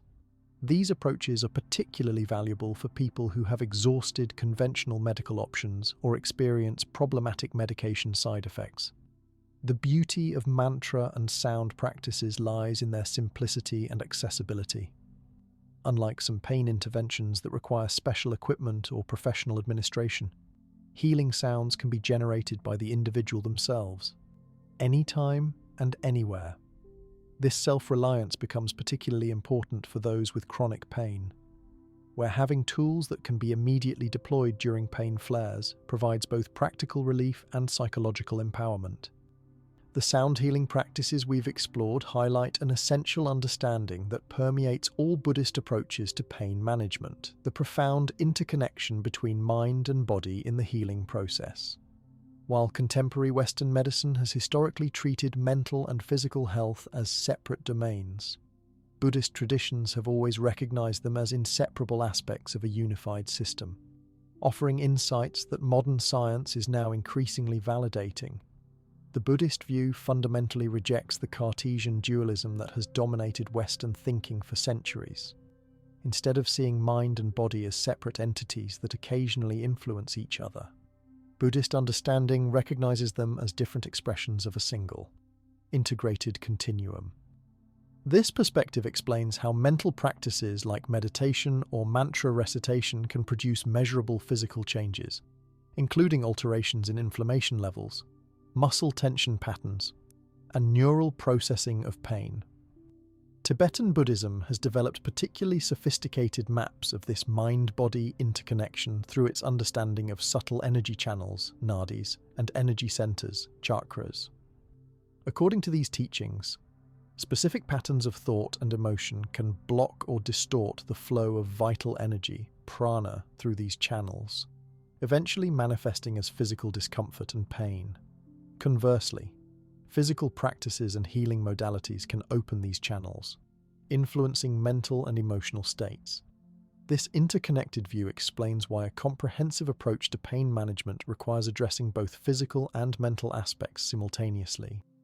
Treating only physical symptoms without addressing mental patterns of tension, fear, or resistance will typically produce incomplete results. Similarly, working only with the mind while ignoring physical needs like proper movement, nutrition, and rest will limit healing potential. Modern pain science strongly supports this integrated perspective. Research now shows that chronic pain involves changes throughout what scientists call the pain neuromatrix, a complex network involving sensory processing, emotional responses, memory, and executive function. This distributed network means that pain isn't just happening in the body or just in the mind, but emerges from their constant interaction. Practices like Tonglen meditation and compassion cultivation don't just alter our subjective experience, they produce measurable biochemical changes through the release of oxytocin, endorphins, and other neurochemicals that directly affect pain perception. These practices shift both our psychological relationship with pain and the physical substrate of the pain experience itself. Traditional Tibetan medicine, which developed alongside Buddhist practice, exemplifies this integrated approach. When treating pain conditions, Tibetan physicians simultaneously prescribe physical remedies, herbs, dietary changes, external therapies, alongside meditation practices, mantras, and visualizations. This comprehensive approach recognizes that lasting healing requires addressing the full mind-body continuum rather than isolating one aspect. One practical implication of this interconnection is that emotional patterns can manifest as physical tension, which often contributes to or perpetuates pain conditions. Emotions like anxiety, anger, or grief that aren't fully processed can create characteristic patterns of muscle holding that, over time, contribute to conditions like headaches, back pain, or digestive disturbances. Buddhist practices help us recognize these connections and work with both the emotional patterns and their physical expressions. Conversely, physical practices that release tension and promote healthy energy flow can have profound effects on mental and emotional well-being. This bidirectional relationship means we have multiple entry points for interrupting pain cycles, sometimes working directly with physical sensations, other times addressing the mental and emotional components, and ideally integrating both approaches. Modern research in psychoneuroimmunology, the study of how psychological processes influence the nervous and immune systems, has validated many aspects of this Buddhist understanding. Studies show that meditation practices can reduce inflammatory markers in the blood, alter gene expression related to inflammation, and affect the structure and function of brain regions involved in pain processing. What Buddhist practitioners have known experientially for centuries is increasingly measurable with modern scientific instruments. This mind-body interconnection also helps explain why stress is such a significant factor in pain conditions. When we experience stress, the body releases hormones like cortisol and adrenaline, preparing for fight or flight responses. These hormones increase muscle tension, heighten pain sensitivity, and can promote inflammation when chronically elevated. Buddhist practices that calm the stress response therefore directly address one of the major physiological drivers of chronic pain. The interconnected nature of mind and body also explains why isolated treatments often produce temporary results that don't last. pain medications might temporarily block pain signals without addressing the underlying patterns of tension, movement, or emotional reactivity that perpetuate pain cycles. Similarly, psychological interventions that don't incorporate some physical component may miss important aspects of the pain experience. For those dealing with chronic pain, understanding this interconnection offers both hope and practical direction. It means that even when aspects of a physical condition might be difficult to change directly, there are always multiple pathways to reducing suffering by working with different aspects of the mind-body system. This expanded perspective prevents the hopelessness that can develop when more narrowly focused approaches reach their limits. Buddhist practices also recognize that our sense of embodiment, how we inhabit and experience our physical form, plays a crucial role in pain perception. Many people with chronic pain develop a problematic relationship with their bodies, alternating between hyperfocus on painful areas and dissociation or disconnection from bodily experience. Practices that cultivate a balanced, compassionate awareness of physical experience can help transform this relationship, reducing the suffering component of pain even when sensations themselves persist. The interconnection perspective also helps us understand the placebo effect not as an illusion or failure of research design, but as a genuine demonstration of the mind's ability to influence physical processes. Buddhist traditions have long recognized and intentionally worked with this capacity rather than dismissing it. Modern research shows that placebo responses involve real neurochemical changes, including the release of endorphins, the body's natural pain relievers. Understanding and ethically harnessing this mind-body capacity becomes part of a comprehensive approach to pain management. For practical application, this interconnected view suggests developing a balanced approach that includes both mental and physical practices.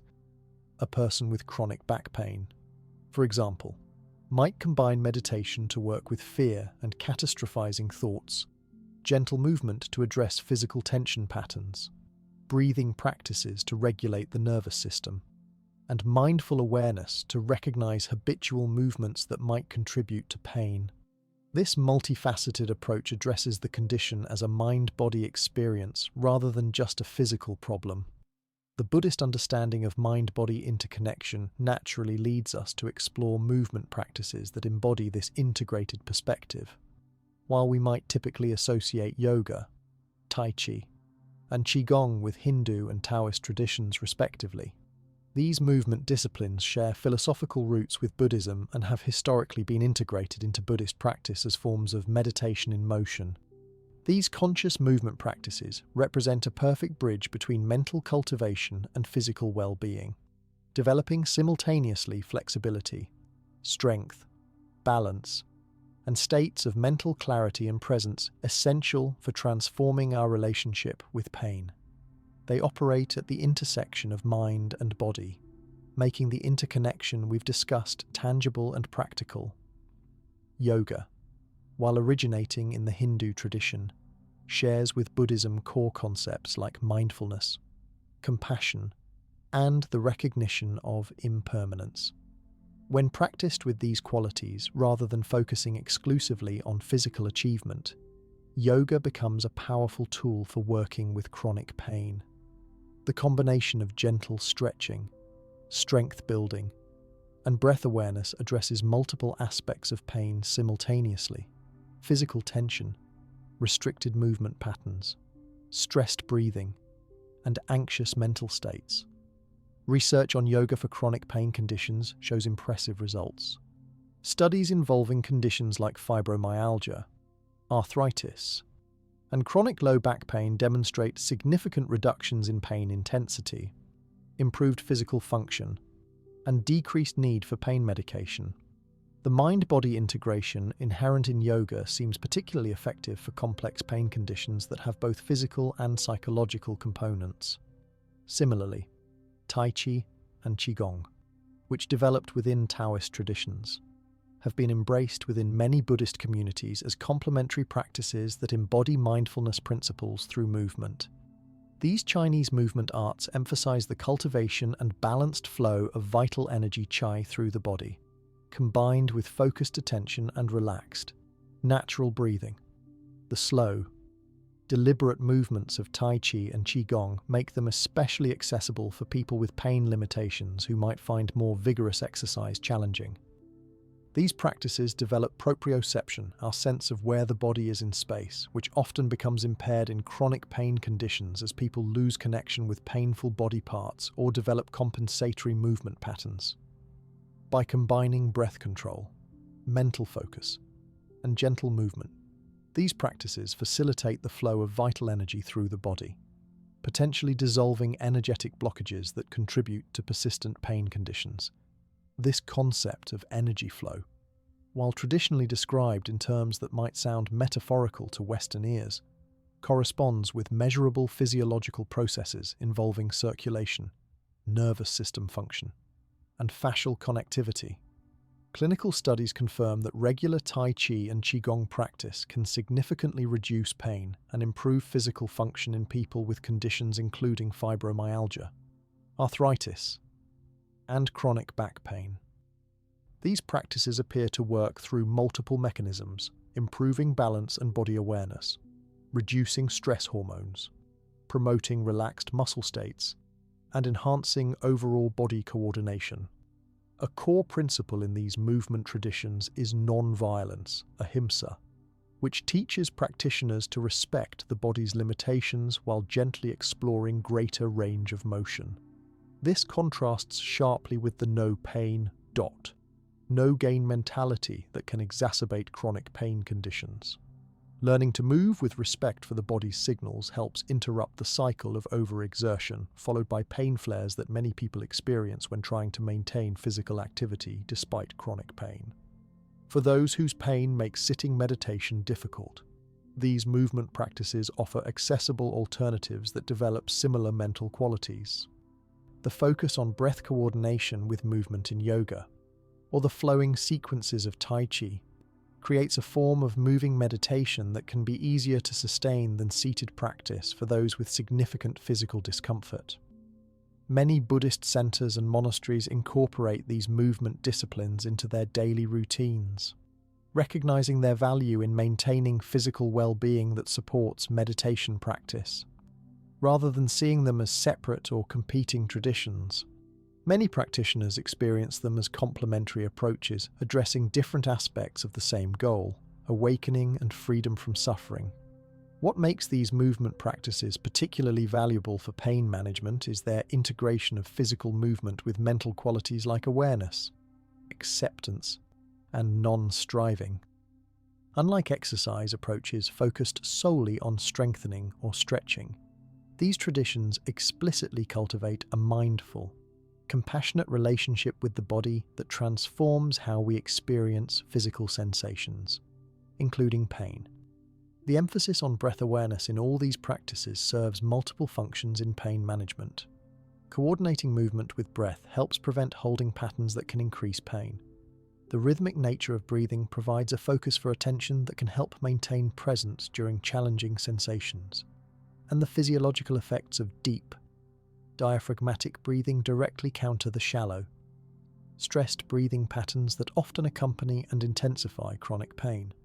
Many modern pain rehabilitation programs now incorporate elements of these movement traditions, sometimes under names like mindful movement or medical yoga to make them accessible in secular healthcare settings.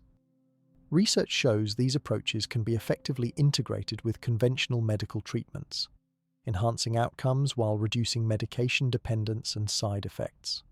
For those beginning to explore these practices with chronic pain, modifications are often necessary and entirely appropriate. In yoga, for example, using props like blocks, bolsters, or chairs can make poses accessible despite movement limitations. In Tai Chi, movements can be performed while seated if standing is challenging. These adaptations maintain the essential mind-body benefits while accommodating individual needs. The regular practice of these movement disciplines creates a positive cycle of improvement. As physical tension decreases and movement becomes less restricted, pain often diminishes, which encourages more movement, further reducing pain. This contrasts with the negative cycle many pain sufferers experience, where pain leads to decreased movement, causing stiffness and weakness that further increase pain, beyond their direct physical benefits. These movement practices offer psychological advantages that indirectly affect pain.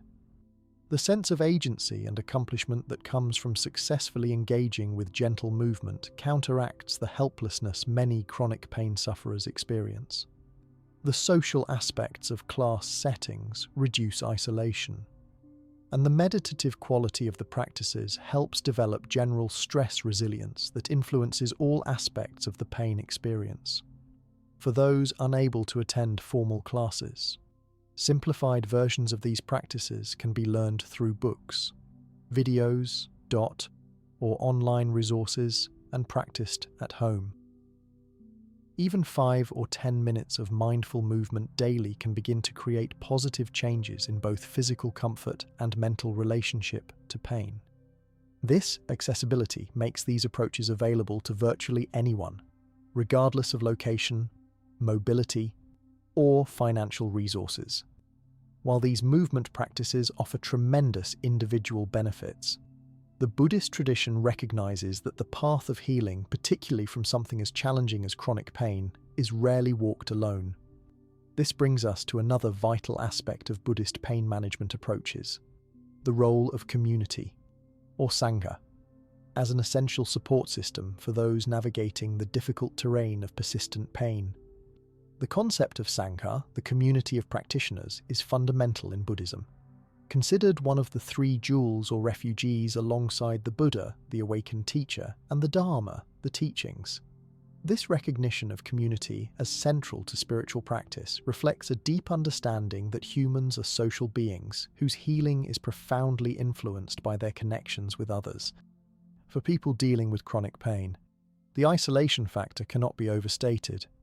Pain often gradually separates individuals from normal social activities, work environments, and even close relationships.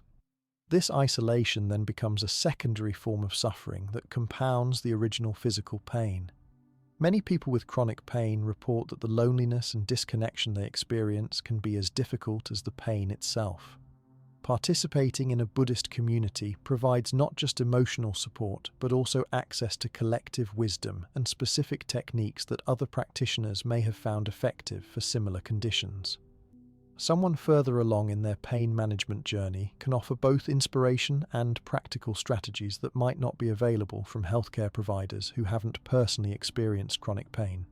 The isolation that often accompanies chronic pain creates particular neurobiological challenges. When we feel isolated, the body often remains in a subtle state of threat response, increasing stress hormones that can exacerbate inflammation and pain sensitivity. Meaningful social connection, by contrast, releases neurotransmitters like oxytocin and endorphins that naturally reduce pain perception. Simply being in the presence of supportive others can create physiological changes that directly impact our experience of pain. Buddhist traditions emphasize the benefit of being around Kalyanamitta, spiritual friends or wise companions whose example can inspire and guide our own practice. For someone struggling with chronic pain, seeing others who have learned to live with physical challenges while maintaining equanimity and joy can be profoundly encouraging. These living examples demonstrate that freedom from suffering doesn't necessarily require freedom from pain, an essential insight for anyone dealing with persistent physical challenges.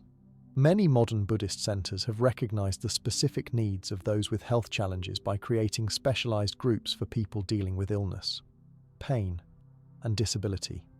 These groups create safe spaces where the particular challenges of practicing with pain can be openly discussed, and where modifications and adaptations of traditional practices can be shared. The understanding that comes from others who directly know the experience of chronic pain has a different quality than even the most compassionate support from those who haven't lived with this challenge. The sense of purpose that comes from Sangha participation can be transformative for people with chronic pain. Many pain sufferers report feeling useless or like a burden due to their limitations. Being part of a community where they can contribute, perhaps by sharing their insights, supporting newer members, or participating in community service projects adapted to their abilities counteracts these feelings and creates a sense of meaning that can significantly reduce the psychological suffering associated with pain. Buddhist communities typically operate on principles of generosity and reciprocal support rather than economic exchange. This creates accessibility for people with chronic pain who often face financial challenges due to limited work capacity and high healthcare costs. The ability to receive teachings and participate in community without financial stress removes barriers that might otherwise prevent access to these beneficial practices. The traditional Buddhist practice of rejoicing in others' good fortune, mudita, can be particularly healing for those with chronic pain. When pain limits our activities, there can be a natural tendency toward envy or resentment of others' abilities and freedoms. The deliberate practice of taking joy in others' happiness and success counteracts these painful emotions, creating a more positive internal environment that can indirectly influence the pain experience itself. Many people report that their Buddhist community becomes a place where they can be authentic about their pain without being defined by it. Unlike some social or family situations where chronic pain becomes the dominant topic or identity, Sangha environments typically balance acknowledgement of challenges with recognition of each person's fundamental wholeness beyond their physical condition. This balanced perspective helps prevent the over-identification with pain that can make suffering worse.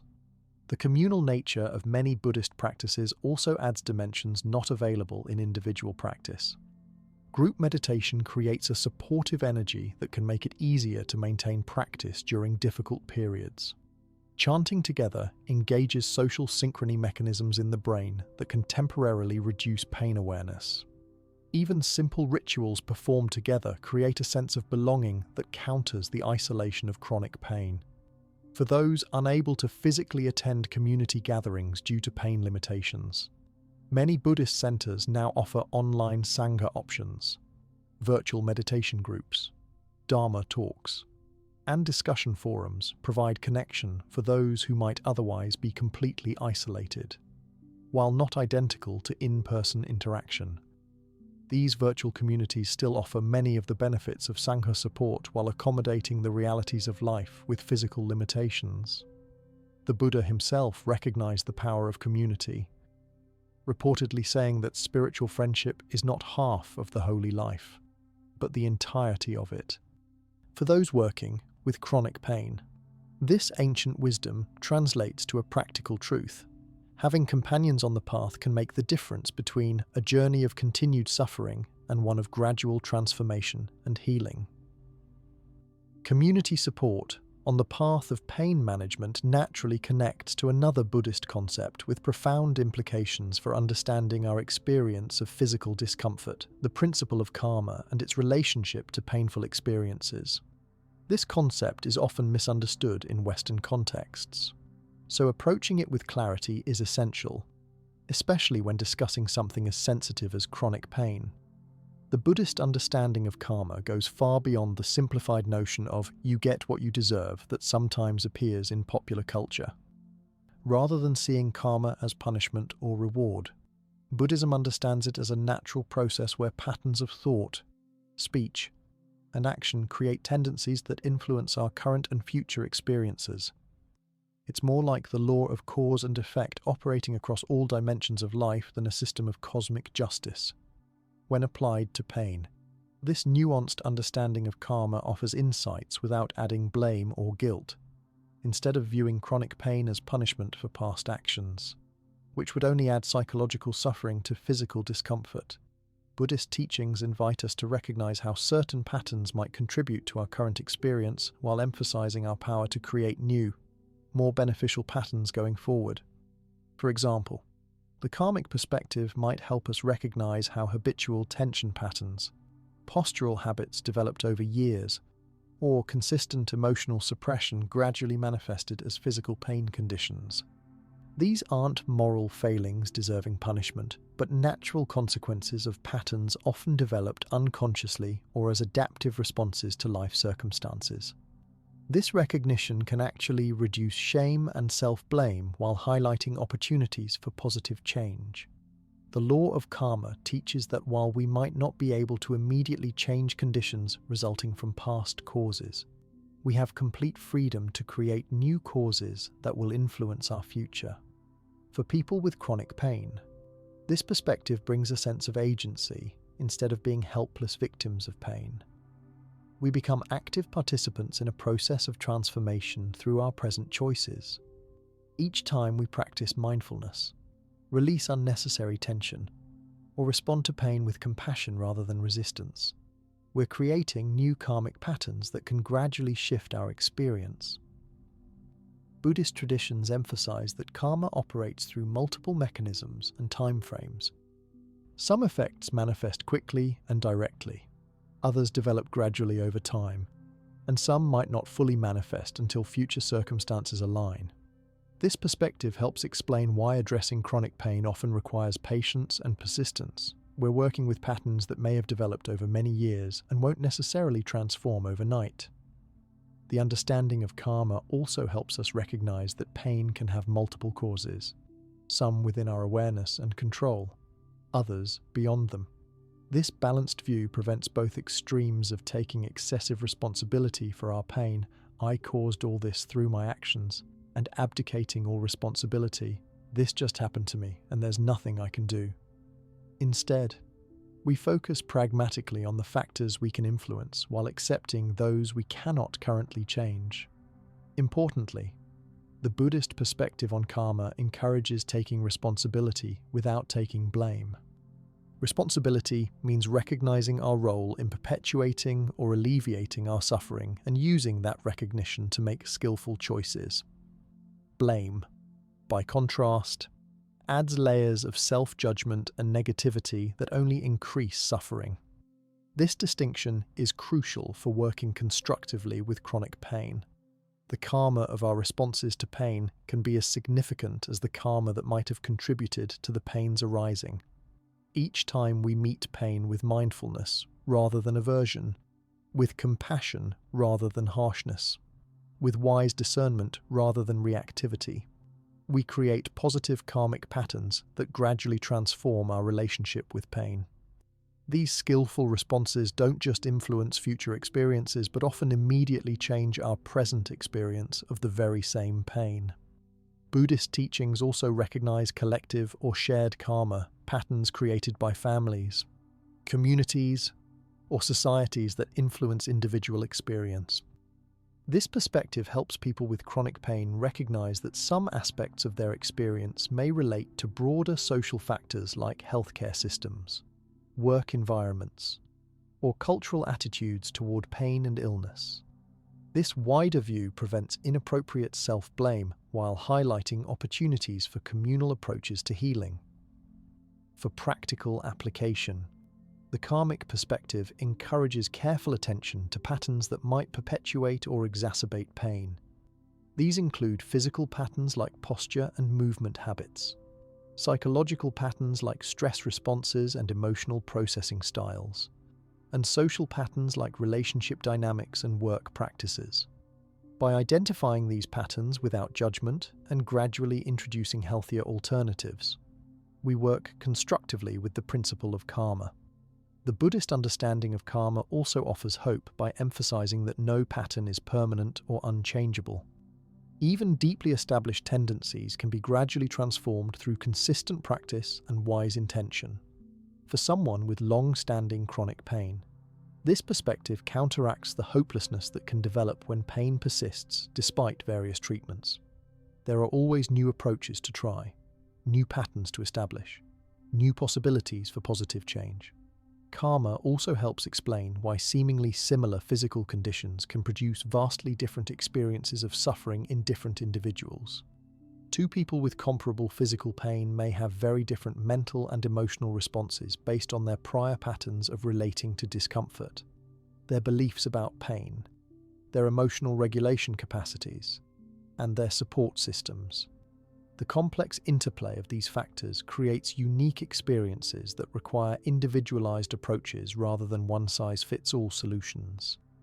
The karmic perspective reminds us that our actions while experiencing pain create tendencies that will influence our future. Practicing patience, equanimity, and compassion. Even during difficult pain episodes, develops mental habits that make these qualities more accessible during future challenges. This understanding can transform pain from a meaningless affliction into an opportunity for cultivating beneficial qualities that serve us beyond the immediate pain experience. The Buddhist view of karma doesn't eliminate the value of conventional medical treatment, quite the contrary. Just as we would use our understanding of physical cause and effect to set a broken bone or treat an infection, we use medical knowledge to address the physical aspects of pain conditions. The karmic perspective simply adds additional dimensions of understanding and intervention that complement rather than replace appropriate medical care. What makes the Buddhist approach to karma particularly valuable for pain management is its pragmatic focus on present action rather than speculation about past causes. While understanding how patterns developed can be helpful, most of our attention goes to what we can do now to create more beneficial conditions going forward. This present moment focus keeps us from getting lost in regret or self-blame while empowering constructive action. The karma of our thoughts, words, and actions doesn't just affect our personal experience, but ripples outward to influence others. When we transform our relationship with pain through Buddhist practices, we become living examples that can inspire and guide others facing similar challenges. This understanding connects us back to the importance of community, creating a virtuous cycle where individual and collective healing reinforce each other. Understanding how karma influences our pain experience naturally leads us to explore practical physical techniques derived from Buddhist traditions that empower us to work directly with our bodies. Buddhist cultures, particularly those in China, Tibet, and Thailand, have preserved and developed sophisticated self-massage and acupressure techniques that offer accessible tools for pain management without requiring special equipment or professional intervention. Traditional Tibetan Buddhist medicine teaches specific self-massage techniques for acupressure points known as tsubos, which, when pressed regularly, can interrupt patterns of chronic pain by stimulating the flow of vital energy through channels that may have become blocked. These points aren't random but correspond to what modern medicine recognizes as nerve pathways, muscle trigger points, and areas of fascial connection. Pressing these points with appropriate pressure can release tension and stimulate natural pain-relieving responses in the body. What makes these techniques particularly valuable is that they empower the person experiencing pain, offering tools that can be applied independently without constant reliance on healthcare providers or therapists. In a medical landscape where access to care is often limited by cost, geography, or availability, having effective self-help techniques becomes crucial for daily pain management. The combination of mindful awareness with self-massage significantly amplifies its effectiveness. Unlike mechanical massage that might be applied while the mind is elsewhere, Buddhist approaches emphasize bringing full, compassionate attention to the areas being touched. This focused awareness helps direct healing intention precisely where needed, enhancing the therapeutic effect. The quality of attention we bring to self-massage can make the difference between modest temporary relief and more lasting beneficial change. One specific technique from the Tibetan tradition involves massaging what are called vacuum points, areas where energy tends to become stagnant, particularly around joints and along the spine. Using the thumbs or knuckles to apply gentle circular pressure to these points for 1 to 2 minutes can help release tension that contributes to chronic pain. The practice emphasizes moving outward from these points, as if encouraging stagnant energy to disperse and flow more freely through the body. The Thai Buddhist tradition has developed a comprehensive system of self-massage that combines rhythmic pressure with gentle stretching movements.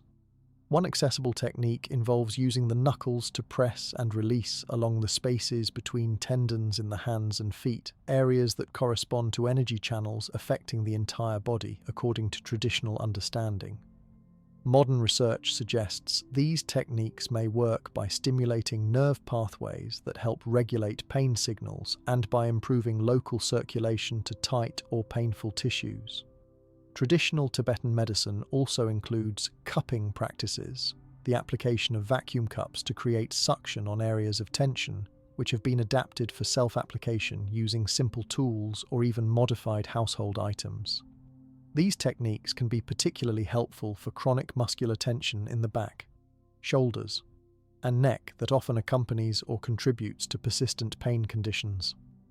The Buddhist approach to these bodywork practices strongly emphasizes gentleness and non-violence, ahimsa, challenging the common Western misconception that therapeutic massage must be painful to be effective.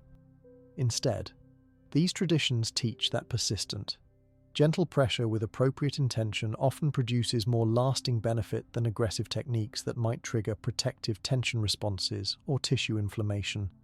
These self-massage techniques frequently incorporate breathing awareness, with practitioners synchronizing touch with the rhythm of their breath, applying pressure during the exhale. For instance, often allows deeper release as the body naturally relaxes during exhalation. This breath coordination enhances the parasympathetic nervous system response, further reducing tension and pain. For practical application, even those with no prior training can benefit from simple self-massage techniques. Gently pressing areas of tension with thumbs or fingers while maintaining relaxed, deep breathing often provides immediate relief. The key is approaching these practices with patient awareness rather than aggressive force, noticing subtle changes in sensation as tissues respond to touch. With regular practice, sensitivity to these changes increases, allowing more precise and effective self-treatment. The effectiveness of these techniques builds over time. While a single session might provide temporary relief, regular daily practice, even for just 5 to 10 minutes, creates cumulative effects as chronically tight tissues gradually release and energy pathways become more open. Many practitioners report that areas that initially feel painful to touch become progressively more comfortable as tension patterns resolve through consistent attention. People living with chronic pain often develop a problematic relationship with their bodies, alternating between hyper-focus on painful areas and attempting to ignore or disconnect from physical experience altogether. Self-massage practices offer a middle path, encouraging a compassionate reconnection with the body through touch that acknowledges difficulty while simultaneously offering care.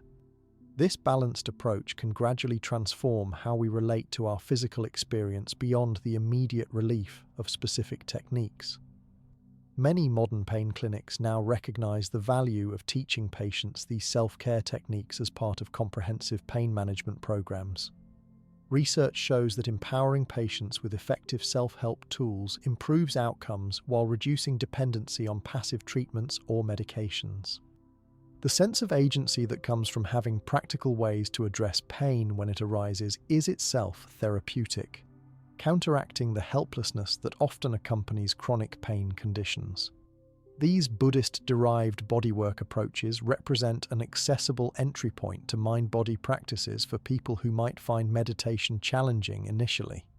Beginning with tangible physical techniques can create noticeable relief that builds confidence in the broader Buddhist approach to pain transformation. As practice develops, many people naturally become interested in the mental and emotional aspects of pain management that complement these physical techniques. The emphasis on self-application doesn't mean professional treatment has no place. Many traditional Buddhist medical systems include practitioner-applied therapies alongside self-care practices.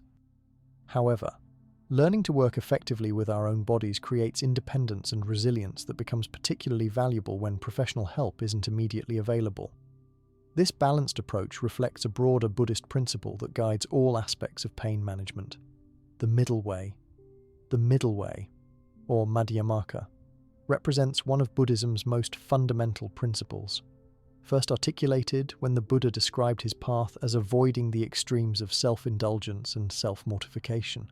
This balanced approach has profound implications for pain management, offering guidance on how to integrate traditional Buddhist practices with modern medical approaches without falling into counterproductive extremes.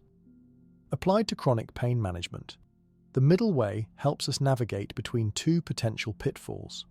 On one hand, rejecting conventional medical treatments in favor of exclusively spiritual or complementary approaches. On the other, relying solely on medical interventions while ignoring the mental, emotional, and spiritual dimensions of the pain experience. Instead, this principle encourages an integrated approach that recognizes the value of multiple perspectives and modalities. The integration of Buddhist practices with modern medicine isn't just pragmatically effective, but also aligns perfectly with the Buddha's own advice to test what works through direct experience, rather than accepting any approach based solely on tradition or authority. The Buddha himself sought medical treatment when ill and advised his followers to do the same, while simultaneously teaching practices that transform the relationship with physical discomfort at a deeper level. This balanced perspective becomes particularly important when dealing with chronic pain, which often responds best to multidimensional approaches. A person experiencing persistent back pain, for example, might benefit simultaneously from appropriate medical diagnosis and treatment, physical therapy exercises, mindfulness meditation to work with pain-related anxiety, and compassion practices to address the frustration and grief that often accompany physical limitations. Each approach addresses different aspects of the pain experience, creating a more comprehensive path to relief than any single modality could provide alone. Many leading medical centers now incorporate practices derived from Buddhist traditions, such as mindfulness meditation, into standard pain management protocols. These aren't considered alternative treatments, but rather evidence-based interventions supported by robust research showing their effectiveness for various pain conditions. This integration represents the middle way in action, recognizing the value of both ancient wisdom traditions and modern scientific understanding. The middle way approach also encourages us to evaluate any treatment, whether conventional or complementary, with an attitude of balanced discernment. Instead of uncritically accepting or rejecting approaches based on their origin, we can assess their benefits and limitations based on both research evidence and our personal experience. This open-minded but critical perspective helps navigate the often confusing landscape of pain treatment options without falling prey to either skeptical dismissal or unrealistic promises. This balanced discernment extends to our expectations about outcomes. The middle way neither gives up hope for improvement nor attaches to specific expectations about how or when relief must come. This flexibility allows us to pursue appropriate treatment while simultaneously working to reduce suffering, regardless of whether the pain itself immediately changes. This dual-track approach, seeking appropriate physical relief while also transforming our relationship with whatever sensations are present, creates a more resilient and effective approach to pain management. Buddhist wisdom reminds us that even while using medications or medical procedures to address physical pain, we can simultaneously practice mindfulness of our experience, cultivate compassion for ourselves and others, and develop insight into the nature of pain and suffering. These practices don't conflict with medical treatment but complement it, addressing dimensions of suffering that medications alone cannot reach. For example, a person using appropriate pain medication might still practice mindful awareness of the sensations present in their body, the thoughts and emotions arising in response to their condition, and the subtle differences between physical pain and the mental suffering created by resistance or catastrophizing. This awareness practice doesn't interfere with the medication's action, but adds another dimension to the pain management approach. The middle way also helps us navigate the sometimes polarized discourse around pain medications. Rather than adopting extreme positions, either rejecting medications entirely or viewing them as the only solution, this balanced approach recognizes that medications can be valuable tools when used wisely, while acknowledging their limitations and potential side effects. This nuanced perspective allows for more personalized and effective treatment decisions based on individual circumstances rather than dogmatic positions. For many people with chronic pain, finding this balance means using conventional medical treatments to bring pain to manageable levels while applying Buddhist practices to work with the remaining discomfort and its psychological impacts. This combined approach often allows for better functioning and quality of life than either approach alone could provide. The middle way perspective also applies to our relationship with healthcare providers. Instead of either passively accepting all recommendations without question or rejecting medical advice in favor of exclusively self-directed approaches, we can engage collaboratively with providers while maintaining personal agency in our healing process. This balanced relationship often produces better outcomes as it combines professional expertise with the patient's intimate knowledge of their own experience. Another valuable application of the middle way involves balancing activity and rest, finding the sweet spot between doing too much, which can trigger pain flares, and doing too little, which often leads to deconditioning and increased pain sensitivity over time. Many pain rehabilitation programs now teach pacing techniques that embody this balanced approach, helping people gradually increase function without triggering setbacks. The middle way isn't a compromise that waters down both approaches, but rather a sophisticated integration that honors the unique contributions of different healing traditions. It recognizes that pain exists in a human being, not just a body or just a mind, and therefore requires approaches that address the whole person. This integrated perspective creates a foundation for more effective pain management by addressing the multidimensional nature of the pain experience. Perhaps most importantly, the middle way reminds us that even while we work sincerely to reduce physical pain through appropriate means, we can simultaneously develop freedom from suffering that doesn't depend on the pain being completely eliminated. This dual approach creates a powerful resilience. We do everything reasonable to improve our physical condition while also cultivating inner resources that allow us to live well regardless of whether the pain completely resolves. This balanced perspective offers both practical effectiveness and spiritual depth, embodying the comprehensive wisdom of the Buddhist approach to human suffering. This balanced approach of the middle way ultimately leads to what might be the most profound Buddhist contribution to pain management, a fundamental transformation in our relationship with pain itself. Rather than seeing pain purely as an enemy to be defeated, Buddhist practice offers a path to shift from automatic aversion to a deeper understanding that changes the very nature of our pain experience. The Buddhist tradition recognizes that our default relationship with pain is characterized by immediate rejection and resistance. This instinctive aversion makes perfect sense from an evolutionary perspective. Pain signals potential damage and motivates us to protect ourselves. However, when pain becomes chronic, this same protective response often backfires, creating additional suffering beyond the original sensation.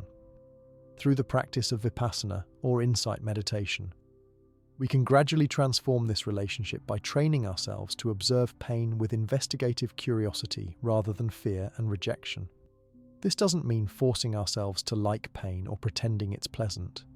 Rather, it involves bringing a quality of interested, kind attention to the actual experience as it unfolds moment by moment, without immediately trying to escape it. As we develop this practice, something remarkable begins to happen.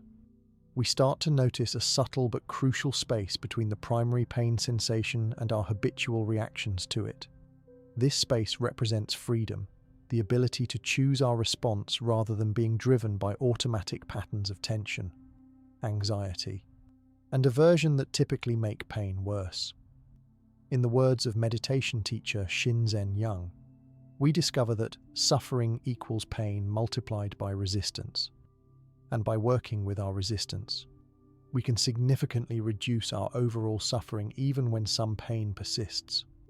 The Buddhist approach distinguishes clearly between pain and suffering, related but distinct experiences that we often conflate. Pain refers to the actual physical sensation arising from tissue damage, nerve sensitivity, or other physiological processes. Suffering encompasses all the mental and emotional reactions we add to that sensation, the catastrophizing thoughts, the fear about what the pain means, the frustration about its impact on our lives, and the physical tension patterns that develop in response. This distinction isn't merely theoretical but has profound practical implications. While we might have limited control over the primary pain sensation, especially in chronic conditions with persistent physiological causes, we have much greater influence over the suffering component. Through mindfulness practice, we learn to experience the raw sensation without automatically adding layers of resistance and mental anguish that typically amplify and prolong our distress. Many people who work with this approach report a surprising discovery.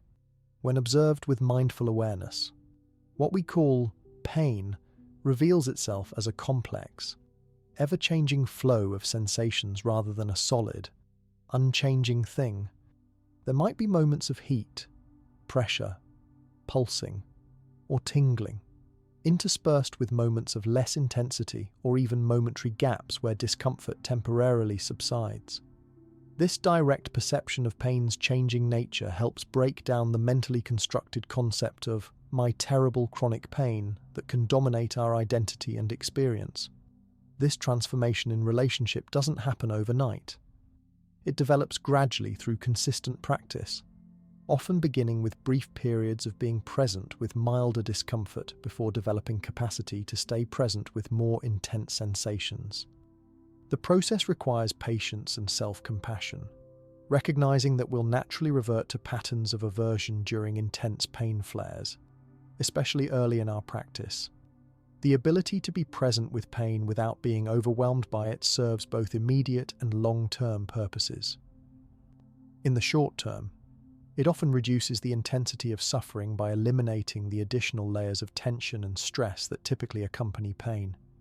In the longer term, it provides valuable information about patterns and triggers that might otherwise go unnoticed, potentially offering clues to address underlying causes or modify aggravating factors. Modern pain science strongly supports this approach. Research shows that pain perception involves multiple brain regions processing not just sensory information but also emotional responses, memories of past pain experiences, and evaluations of what the pain means. Mindfulness practices have been shown to influence activity in these brain regions, particularly decreasing activity in areas associated with the suffering component of pain while maintaining appropriate awareness of the sensory information itself.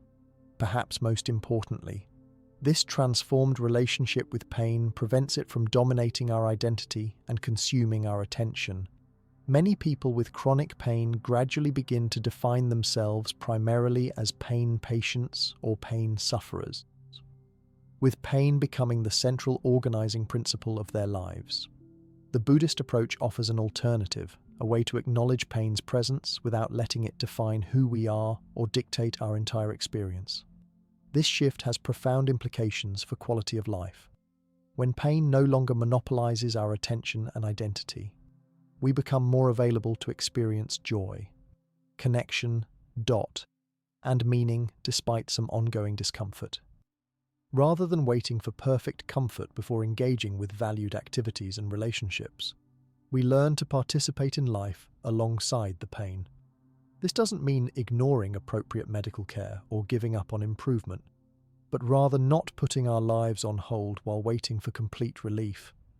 For many practitioners, this transformation gradually extends beyond their experience of physical pain to influence how they relate to all forms of discomfort, including difficult emotions and challenging life circumstances.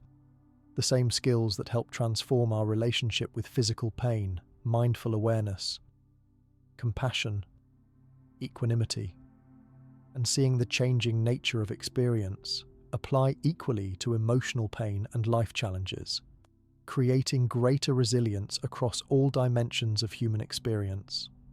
The Buddhist path doesn't promise a pain-free existence. That would contradict the First Noble Truth's recognition that discomfort is an inevitable part of having a human body. Instead, it offers something perhaps more valuable: the ability to experience physical sensations, including painful ones, without the additional suffering that comes from resistance, fear, catastrophizing, and identification with pain. This freedom within our experience, rather than freedom from all discomfort, represents the heart of the Buddhist approach to pain transformation. This transformative approach to pain naturally connects to another crucial aspect of chronic pain management that Buddhist traditions address with particular wisdom: the challenge of getting restful sleep despite physical discomfort. Sleep disturbance represents one of the most common and debilitating aspects of chronic pain conditions, creating a vicious cycle where pain disrupts sleep, and poor sleep then increases pain sensitivity the following day. Buddhist traditions have developed specific practices for the nighttime period that can help people with chronic pain overcome insomnia and other sleep disturbances, breaking this cycle and creating conditions more conducive to both rest and healing. These approaches include both practical techniques for preparing the body for sleep and meditation practices specifically designed for the transition into sleep and the nighttime hours.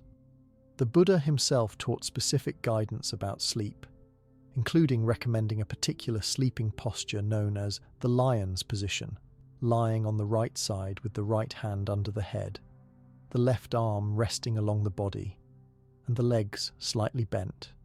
According to traditional understanding, this position balances energy in the subtle channels of the body, promoting more restful sleep with less disruption from physical discomfort. Modern sleep research has partially validated this ancient advice, noting that side sleeping often reduces back and neck pain compared to other positions and may improve breathing quality during sleep. Beyond physical positioning, Buddhist traditions emphasize the importance of mental preparation for sleep.